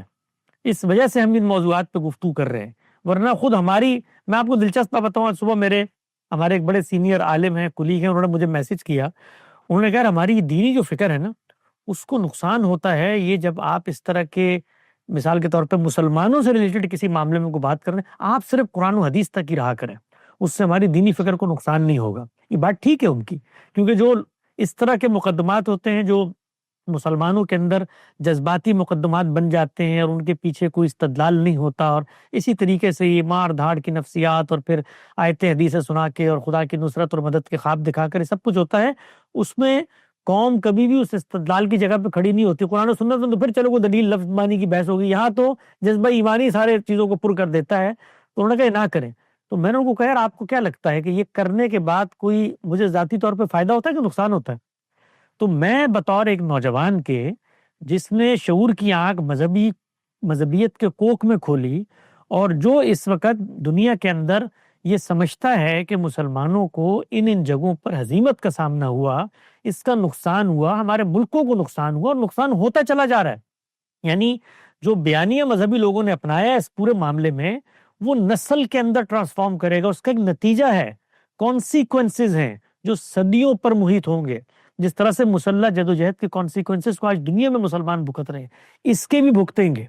اور مذہبی علماء اس موقع پہ جب کنفیوز میسج دیتے ہیں تو اس کا نتیجہ کیا ہوتا ہے؟ اسرائیل تو کچھ کر نہیں سکتے تو وہ آخر میں کیا کرتے ہیں؟ اپنے محلے کی دکانوں کو جلاتے ہیں، اپنے ملت کے محسنین اور علماء کو تان و تشنی کا نشانہ بناتے ہیں، اور پھر نفرت، مخاصمت، کشمکش، تناتنی کی فضا بنتی ہے۔ اس سے مسلمانوں کی جو جمعیت ہے وہ پارا پارا ہوتی ہے، نقصان ہوتا ہے۔ تو یہ تو امت کی خیرخواہی کا تقاضا ہے کہ یہ مخالفتیں مول لے کر بھی آدمی جس چیز کو درست سمجھتا ہے اس کو شائستگی سے بیان کرے، اس میں کہیں پر ادنا شائبہ نہیں ہے، نہ مجھے اصرار ہے کہ جو چیزیں میں نے بیان کی ہیں وہ مثال کے طور پر کوئی وہی پر مبنی تھی، ان سب میں غلطی ہو سکتی ہے۔ باقی یہ جو لوگ مثال کے طور پہ فلاں کوئی نہیں جانتا، یہ بھائی مقدمہ ہر ایک کو پیش کرنے کا حق ہے، نہیں جانتا تو اس کے لیے استدلالی پیش کرنا پڑے گا۔ وہ مذہبی لوگوں سے گفتگو کرو، وہ کہتا تم مرتب علوم نہیں جانتے، وہ کسی دوسرے سے گفتگو کرو تم نہیں، او بھائی جو میں نے بات کی ہے وہ بربنائے استدلال ہے، یہ بھی آپ کے سامنے میں نے سارا استدلال دوبارہ کھول کے رکھ دیا، پچھلے 3 انٹرویوز میں بھی رکھا، تاریخیت کے مقدمے کے اوپر رکھا، انٹرنیشنل لا کی مجھے الف بے نہیں پتا ہوگی، لیکن جس انٹرنیشنل لا کو آپ پیش کر رہے ہیں، آپ کی پیشکش کی کنٹرڈکشن پر سوال کرنے کا طالبانہ حق ہے کہ نہیں ہے؟ یا اس کے لیے میں LLM کی ڈگری لے کر آؤں پہلے، جس طرح علماء کہتے ہیں کہ تم پہلے جو ہے یہ سارا کام کرو، پھر اس کے بعد مجتہد بنو گے تو سوال کرنا، ورنہ مقلد محض بن جاؤ۔ تو سوال بھی استدلال کی بنیاد پر طالب علم اٹھاتے ہیں۔ تو یہ جو ماہرین ہیں ان کا کام یہ نہیں ہے کہ وہ کہیں کہ فلاں کو پتہ نہیں ہے اور یہ اور وہ ہے، ان کا کام یہ ہے کہ وہ اپنی مہارت سے جس کانٹرڈکشن کی طرف اشارہ کیا جا رہا ہے اس کو حل کر کے طالب علموں کی خدمت میں پیش کر دیں۔ جی بہت شکریہ سنیرا صاحب، آپ نے ٹائم بھی کافی دیا اور بہت تحمل کے ساتھ۔ مصنوعی اخلاقیات کا لبادہ ہے یا حقیقی ہے مجھے نہیں پتہ۔ بہرحال آپ نے آپ کی عنایت، آپ کا شکریہ کہ آپ اس تعاون الاسم میں شریک ہوئے، اور مجھے امید ہے کہ جو گالیاں مجھے پڑ رہی تھی اس میں سے کچھ آپ کو ہی پڑیں گی انشاءاللہ۔ نہیں میں تو یہی کہہ رہا تھا نا کہ جن لوگوں نے اس کے مقدمے کو ایسا سمجھ کے انہوں نے سارے تنقید کی، تو میں خود پریشان ہو گیا۔ میں نے کہا ہو سکتا ہے ہم نے غلط سمجھا حسین الیاس صاحب کو اس دن بات کرتے ہوئے۔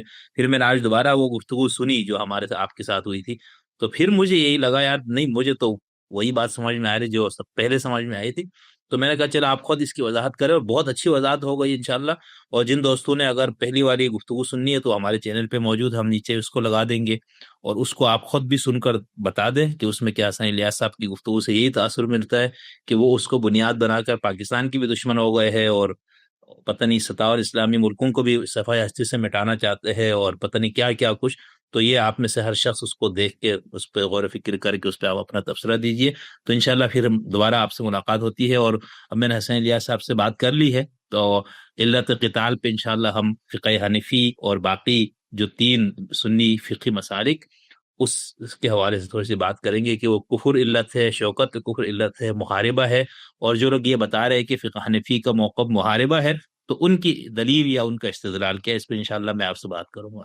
تھینک یو سر، بہت شکریہ۔ اللہ حافظ۔